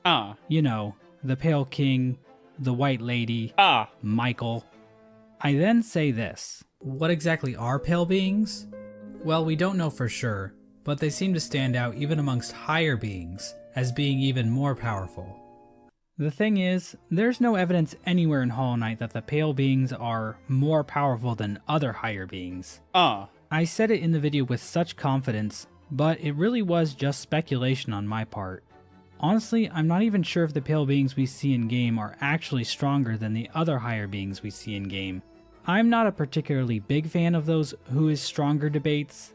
Like, maybe Mr. Bean is stronger Don't you than love Goku. power scaling For all I know, discussions? the gravity in Goku's universe might be 10 trillion times weaker than it is in Britain. So I tend not to think about that kind of stuff with Hollow Knight characters. I But I don't love laughing at power scalers. Every time a series starts getting remotely popular, all of the power scalers show up.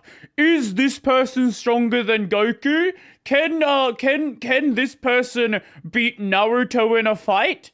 I've been noticing it more recently in like Kagurabachi discussions. There've been people being like, is Chihiro stronger than this person? Who's the strongest person in Kagurabachi? Shut up. I don't care. I thought those were just shitposts. Oh no. No, there are definitely a lot of them that are absolutely true. Not true. Absolutely serious. No, is the White Lady really stronger than the Radiance? We know so little about these gods' powers, it's just so hard to say anything with any sort of certainty. But I'll do it Now, anyway. Here's something else I said that was strictly wrong. So why is the brooding Moloch brooding? Because all its friends are dead. And there you go. That's the lore for the brooding Moloch. Also, it's the only character in the game with a visible asshole. This is just not true. There are, in fact, other characters with visible assholes in Hollow Knight. This video is a There's Divine. shitpost. And Elderbug.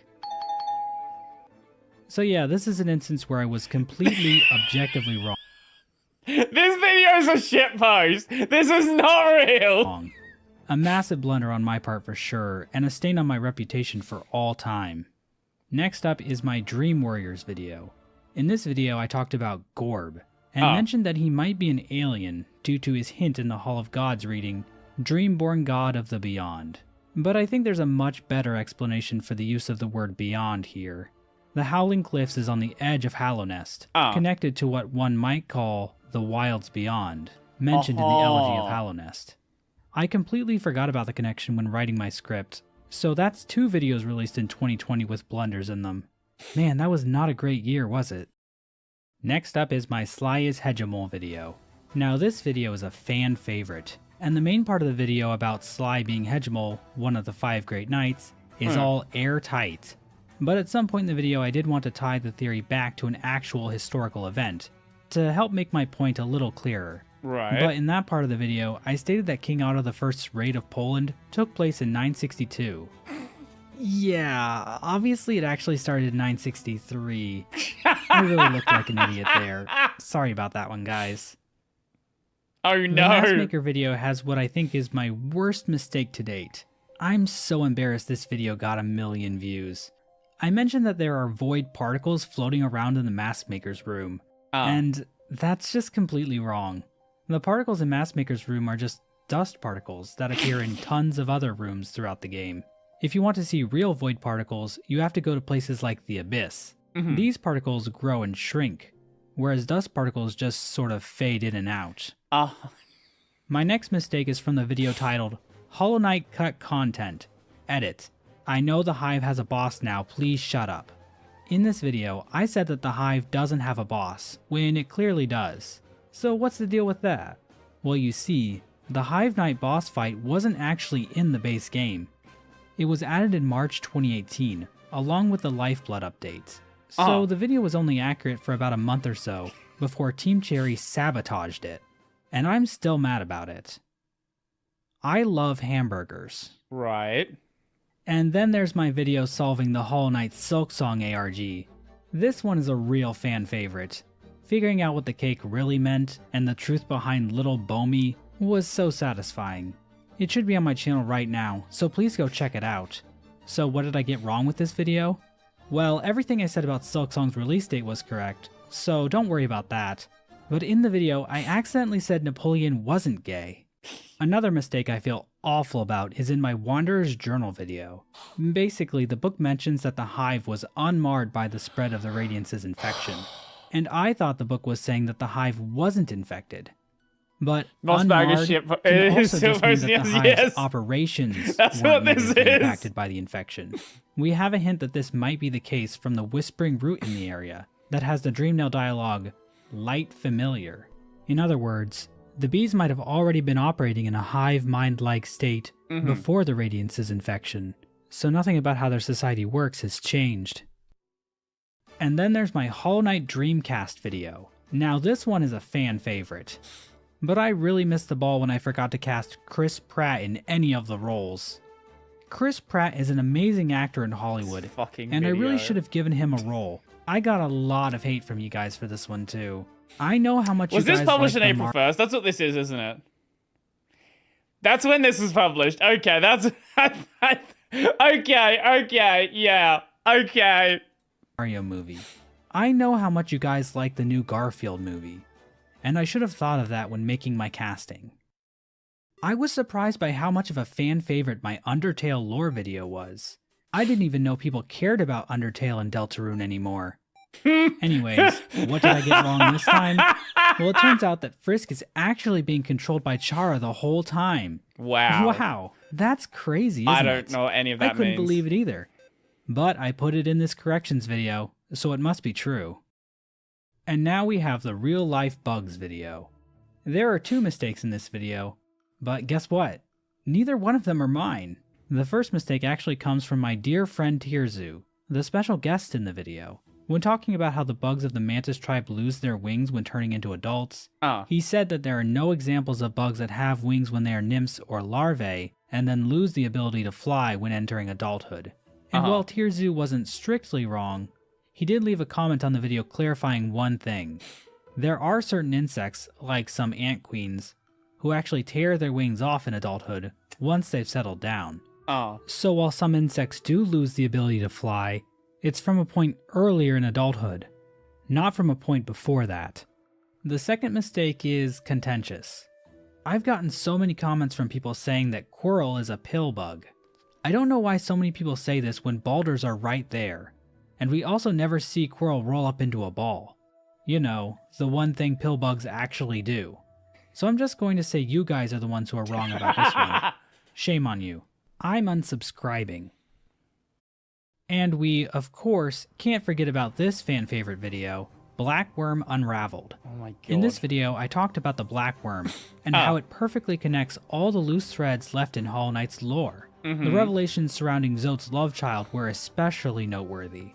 But we've all seen the video, so I won't bore you with the details. So what did I get wrong? Well, at one point I referred to William Pellin, one of the creators of Hollow Knight, but I accidentally pronounced his name as Glaufilawame PLF, which, yeah, that was a stupid mistake on my part.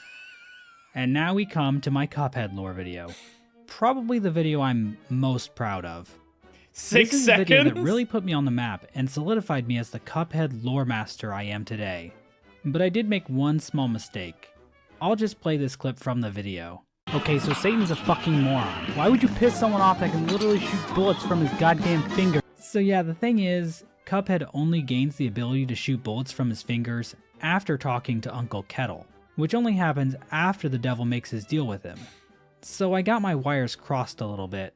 But otherwise, this video is airtight, and I highly recommend you check it out. Let's move on to the video that started it all. Hollow Knight Lore and Plot Explained. My first mistake occurred almost immediately when I accidentally called the person in this photo Dave Kazi. Oh no. Dave joined Team Cherry shortly after Hollow Knight's Kickstarter ended, but this photo actually features Rowan Fraser. Rowan was an artist on Team Cherry's early Game Jam games, but he didn't end up working full-time with Team Cherry on God, Hollow it's Knight. Hungry Night. He's sort of like the forgotten fourth Beatle. Ringo. I'm so happy that Hungry Night is not the game that we got. And this was an incredibly stupid mistake. I'm lucky I didn't have any subscribers when I posted this video, otherwise I would have lost them all. Another mistake I made was assuming that the Grim Troop DLC was going to reveal a bunch of stuff about Deep Nest. I don't know why I thought that, other than at the time I was a stupid baby. Finally, I maybe sort of said Hornet was void. I don't know if this is even a relevant discussion anymore, but back in the early days of Hollow Knight, there was a bit of confusion floating around about whether or not Hornet was void like the Knight and the other vessels. The confusion, as I understand it, stemmed from this line Hornet says in the Abyss. Though our strength is born of similar source, that part of you, that crucial emptiness, I do not share. Basically, some people thought the emptiness Hornet referred to here wasn't— Hollow Knight has a Hungry Night mod. What? Wait.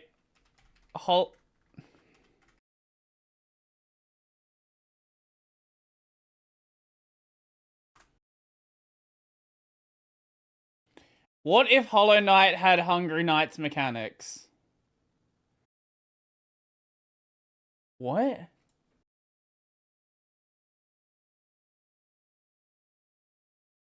So I had this idea for a mod. The berries.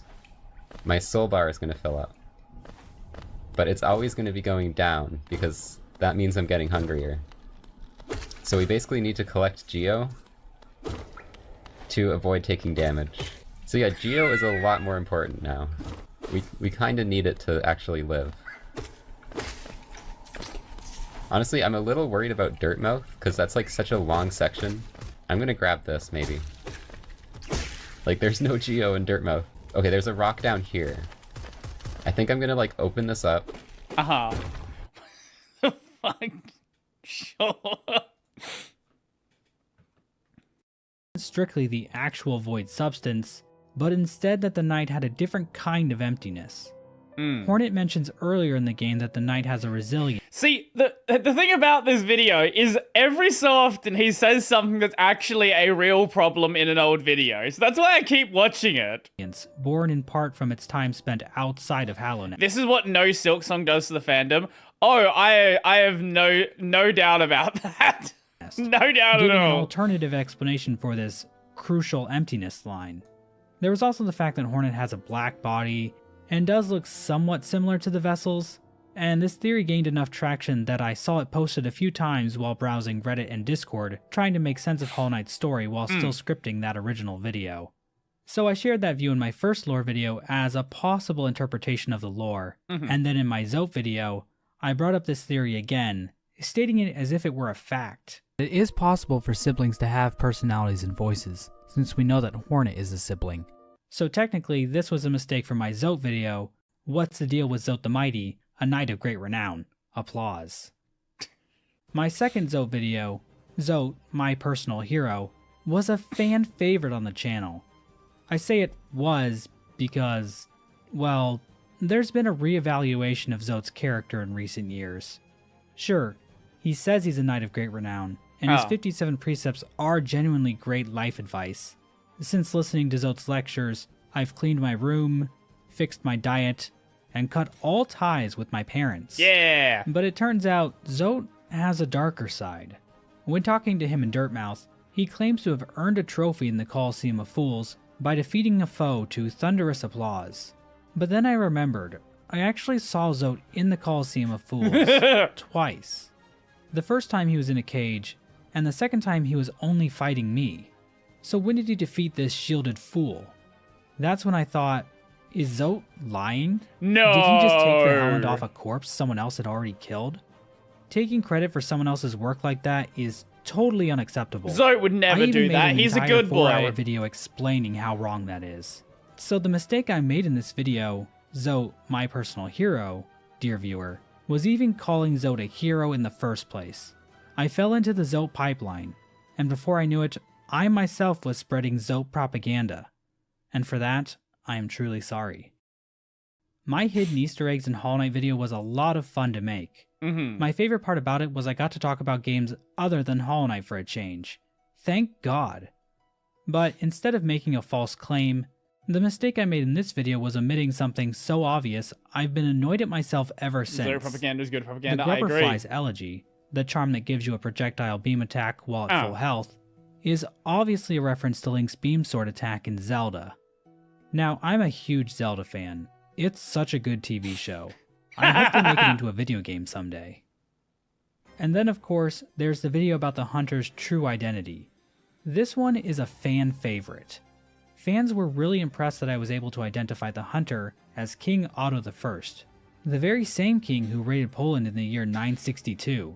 But I did make one small mistake in that video. I referred to Otto I's successor as Berengar III, when it was actually Berengar II. Whoops. This one's a fan favorite. The Menderbug sex video was quite controversial when it first released back in 2015, but as the community processed the arguments I made over the video's 3-hour runtime, it became clear that I was really onto something. But any video that's over 180 minutes long is bound to have one or two mistakes. And yeah, I did make one small mistake on this. Menderbug never has sex. Finally, I wanted to end with my latest video, correcting my Hollow Knight lore mistakes. This video was a real fan favorite. I normally don't post videos at the very beginning of April, but I think it worked great since this was my first video to get 1 billion views. Wow! But it wasn't perfect. In that video, I mentioned that I like hamburgers, but in reality, I just think they are kind of okay. I'm honestly more of a burrito kind of guy, honestly. And there we have it. All of my videos have been corrected. Now you might be wondering if I will do another correction video 7 years from now. Well, there isn't going to be a need for such a video because, as of today, April 1st, 2025, I will never make another mistake again. Definitely not. What a video. Sure. Okay. I don't know why we sat through that one.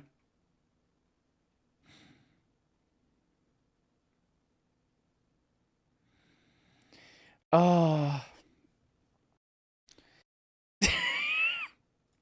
I guess we'll see if there's anything I want to check out in React thread. Otherwise, let's see. How to escape to Linux. We could check that out. That I think is like 36 minutes long. I'm pretty sure a ReactOS dev looked at this and was like, it's full of a bunch of mistakes. World's first mousetrap keyboard. How long's this? 13 minutes long.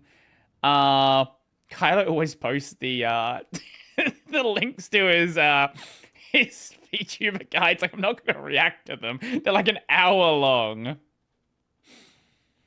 Oh,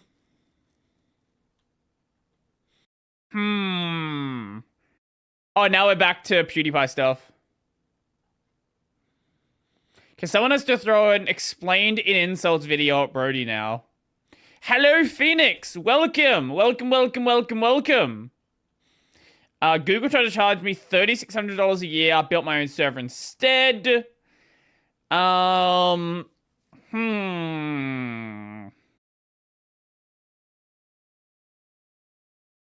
Wait, which video?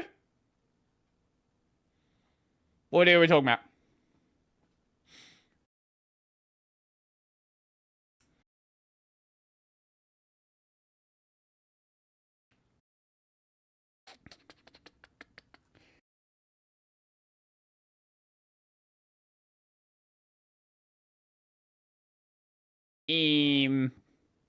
Why not? What is that? Hello, everyone. How you doing, Trial? Welcome. Windex.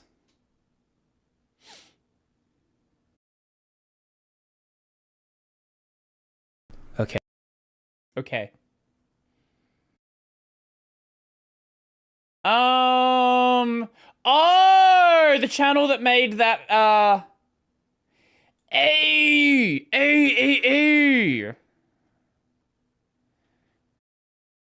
watched this, the Worldless video.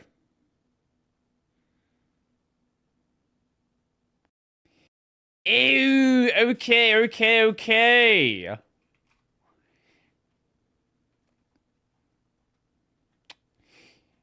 You know what? Let's just go way out, unless you got a video. What is this? 8 minutes long. What is this one? You suck. Okay, sure. We'll check that one out. Why not? Warning. This video contains dark humor and I will insult you. No. I will hurt your feelings. Watch at your own risk. Silksong is on its way, Fireborn is practically Dream now, and you're still here, having bought Hollow Knight and gave up before picking up the first fucking No, I finished the game. ability. Get back in there, we're getting the show on the road. First of all, context. Yes. Hi, I'm Windet. Hi. And welcome to my channel where we bully hopeless gamers into situations that they'd rather avoid. On today's episode, we're taking a look at the useless, hopeless trash who still haven't gotten past the beginning of Hollow Knight because they're too stupid to work it out. Yep. If you happen to know anybody that would benefit from this video, please show them so that they can get the help and support of our loving community. If you'd like me to bully people like this more often, please let me know in the comments below. And with that said, here's 10 easy steps to getting you idiots past the beginning of Hollow Knight. So let's get started. Here are the 3 things this video aims to get you. The map, the compass, and the scribe. Bonus items include a stag station, your first grub, your first charm, and your first spell. So don't fuck it up. Step 1, open the game. Load in a brand new save crazy and begin difficult mashing thing to buttons do. like your life depends on it. Unless, of course, it's been so long that you've opened the game that you've forgotten the introductory cutscenes, in which case, do a bit of reading. Yeah. Wow, such provocative poetry. fun. And once you've done that, plummet your way towards the ground before breaking your legs at the bottom. Good start. Congratulations, you just got through part 1. But guess what? You've already done this last time, stupid, so get the fuck back up and keep moving. Step 2. Walk rich. forward. First things first, walk left and pick up the cash that's hidden in the wall there. Now on to killing enemies. It's really not that hard. You have a sword, these things don't. Just swing at them. Swing a few times and they'll die. Now pick up all the money that they for some absurd reason have in their grubby little pockets. Get it? And continue on. Step 3. What is Geo?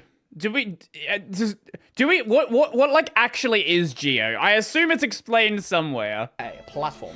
You have a jump button and an analog stick, right? Or at least a fucking keyboard. It's really just about timing, so just do it and don't die to the fucking D-pad's the spikes. correct Got it? option. No? Good. 'Cause Don't we're not use even the going analog up there yet stick. until you That's pick up more cringe. fucking Geo. As you head up and attempt to do the cool pogo you saw Fireborn doing a speedrun once, did you pull it off? Nah, didn't think so. You're garbage. At least you might get to redeem yourself doing that Vengefly skip, right? Nope, we're heading left to collect more Geo. Beach! Now you can head up some more and get hit by the spikes falling from the ceiling because you stupid, and can collect some of the bright blue glowing lifeblood that makes you feel safe for a very short period of time. Continue on to the right till you end up tripping and falling on your untied shoelaces. Nope, wait, that's the ground itself crumbling beneath your feet. You don't even have shoelaces, dumbass. Do some more parkour and definitely don't fall into the spikes below. No, do it. Do it. We're going to the cringe. next Geo mound instead of going up. Beach! Finally head to the top and proceed to the big ass door with a bunch of cracks in it that you should probably begin beating the shit out of. Step 4. With all the rubble out of the way, what are you left with?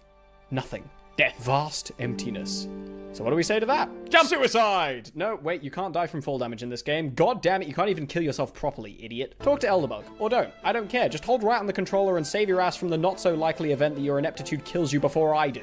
Welcome to the crossroads. Or step 5, I guess. You have but one goal. Don't die. But before you can fuck that up, get this Geo mound first. Alright? Now don't die. Start by heading left to the next screen and be greeted with what some people deem as an unfortunate number of enemies. If you've ever watched the speedrun of this, you know the drill. If not, follow this cable here to fall to the bottom. It doesn't matter if you get hit, you'll be okay. Once you reach the bottom, you should have more than enough Geo to talk to your boy, map guy? Right, corner for the cartographer. Ugh, that's a mouthful. Kinda got a nice ring to it, though. Someone should make a meme of that. You buy his map for 30 Geo, which you should still have if you didn't fuck up somewhere like the degenerate you probably died. And great, that's item 1 ticked off the list. And what do you know? It's fucking useless right now. Like it was when you first tried to play Hollow Knight. No, it's not useless. You just gotta learn how to fucking read a map. Yeah. Step 6. Continue down and head right to the next screen where you're going to go straight up to the Geo mounds at the top and behind the secret wall here. Just please be sure not to leave the room accidentally. It will delete the Geo and I don't want to have even less faith in you. Once you picked it all up, start a fight with the floaty boys and just take your time here. We already know that you're inept and I don't want to have to clean your entrails up from the platforms like last time. That is one of the things I do like about Hollow Knight, that initially the map is like an actual map. Like you don't know where you are located. You have to learn how to read. They're dead. Moving on. Head right and then immediately get more Geo. You seriously cannot get enough of this stuff. Proceed through to the room and collect the last Geo mound here. If you didn't kill the Vengefly, I wouldn't worry about it, because, yeah, he's as dumb as you are. Continuing right, all you need to do is get to the end of the room. No fancy business. I don't trust you to be able to pick up any of that Geo without dying. Once you reach the end, you immediately head up and are greeted with your first tag station. Just follow the signs. Yeah. We've been collecting nothing but Geo so far, so this station is practically free, and guess what? Your first bench! Go, sit down. A person like that getting the map doesn't immediately fill it out. Yeah, I agree. It's cool. It's a nice change from most other games. I like the map being able to be filled out. There's always Uncharted segments that, exactly, yeah. You kind of got to like work shit out yourself. And you go into a new area, you don't immediately have a map for it. That's also nice. Enjoy yourself. Take a breather. You're doing good out there. I believe in you. I know. Now get off your lazy ass and get back out there, because you're still not done. Step 7. Start by going up and killing the few pathetic mobs in your way, and it's time to get your first grub. He's hiding behind this particularly fragile wall along with 2 acid spitty boys. Kill them and break the jar, and you've successfully done your one good deed for the day. Now it's time to make you suffer. There's going to be so many of those that I do not find.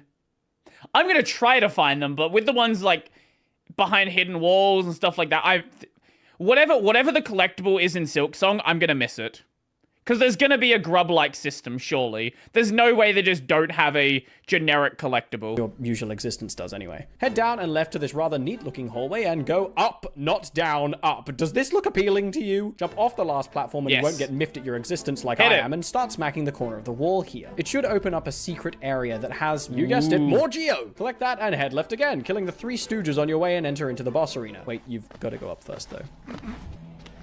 The boss arena. Jump over the other 3 stooges and watch as they miraculously commit die before your eyes and become replaced by something that's about 12 times the size of you. Now, most people of your skill level would be intimidated by this, especially given that he seems to be wielding a mace bigger than your entire body. But have no fear, for the next step is foolproof that even an idiot like you would understand it. Step 8. Don't get hit. True. I'm kidding, it's just the number 13. 1, 2, 3, 4, 5, 6, 7, 8, 9, 10, 11, 12, 13, and hey, what do you know? He's fallen over out of complete shock seeing your ability to count. This game really has high hopes for you. 8 more hits and he's back up on his feet and you're running to the corners to probably heal because you're useless and still don't know how to swing a stick around yet. But that's fine, because once he's finished flailing that mace around, you can go back to your ever trustworthy counting. Do this 3 times over? Yes, that's a lot of hits, get over it, and he'll finally jump to the center of the arena and trip on his untied shoelaces. Just kidding, he doesn't even have shoes. Stupid. And even you can't fuck this part up, so hit him while he's trapped and helpless and he'll eventually spit out the city crest. This thing is useless for now, so I didn't even include it in the list of things to cross. Some people are just super inept with direction. They cannot function without immediately being given a map. I've seen a bunch of these plays. And then through the ominous purple door, you'll find waiting on the other side a dude who looks like he's doing an Omanite cosplay dunked in tar, who ends up offering you a spell. Take it, overdose on drugs, and fucking die. No, wait, I forgot you're fucking useless and can't even get that right. So get back up and head onwards, killing the things in your way however you please. Just make sure that you have a full soul meter by the time you get to the end point, because I swear to God there are so few things more annoying than waiting for this fucker to spit out something useful that isn't a giant glob of radioactive goop. Once he's dead and you've successfully killed something whilst maintaining social distancing, jump past him, not down past him, and pick up the first charm. Now go down and talk to Omanite, and we've successfully checked off 2 bonus items from— You know, maybe have the habit of counting those 13 hits whenever I fight. Whenever I watch someone fight False Knight. I didn't know it was 13. I had no idea about that number. On the list. Step 10. This is it, baby! If you've managed to get this far, then that means that you're ever so slightly less inept than I thought you were. Well done. Just but you skip still the have to bench. get back to Dirtmouth, and I guess I have to show your useless ass how to do that. First of all, head left, then down some more, hit the switch, go through the doorway, and hey, look, even Cornifer can off himself. Wow, you're really something, aren't you? Time to backtrack. Start by heading up and then begin dancing through the platforms till you reach the top. Don't worry, I know you'll fall at least twice getting up here, so don't feel bad. Once you finally reach the summit, you're headed to the top till you reach the way back to town and head on through. Now you're here, you'll notice one of the shops has been opened. Head inside and oh god, social interaction with a female. Get me out of here, I'm not ready. Get over your fucking nerves and purchase the first 2 items on her list, the compass and the scribe. Now we can cross them off our list, head back outside to safety, sit on the bench for the first time and equip our charms like the game tells us to. Unless you sat on the bench back with Tarmonite Probably over there, should do 'cause you're that. shit. And that's it. Welcome to Hollow Knight, asshole. You've now got an actual functioning map that will tell you where you are, where you've been, and where you've yet to explore, indicated by, I don't know, the fucking void. This should be enough to get you started, and I'll be honest when I say that the beginning of this game is not user-friendly at all. Hopefully this gives you a sense of direction and lets you feel like you know what you're doing. One last thing before I go. Here's where you find the grub room. You get rewards for bringing them back here, so it's worth knowing ahead of time. And that's it. Go play games, you stupid. How Australian does Windex sound? Probably about as Australian as I do. That was fun. That was a fun video. I like that.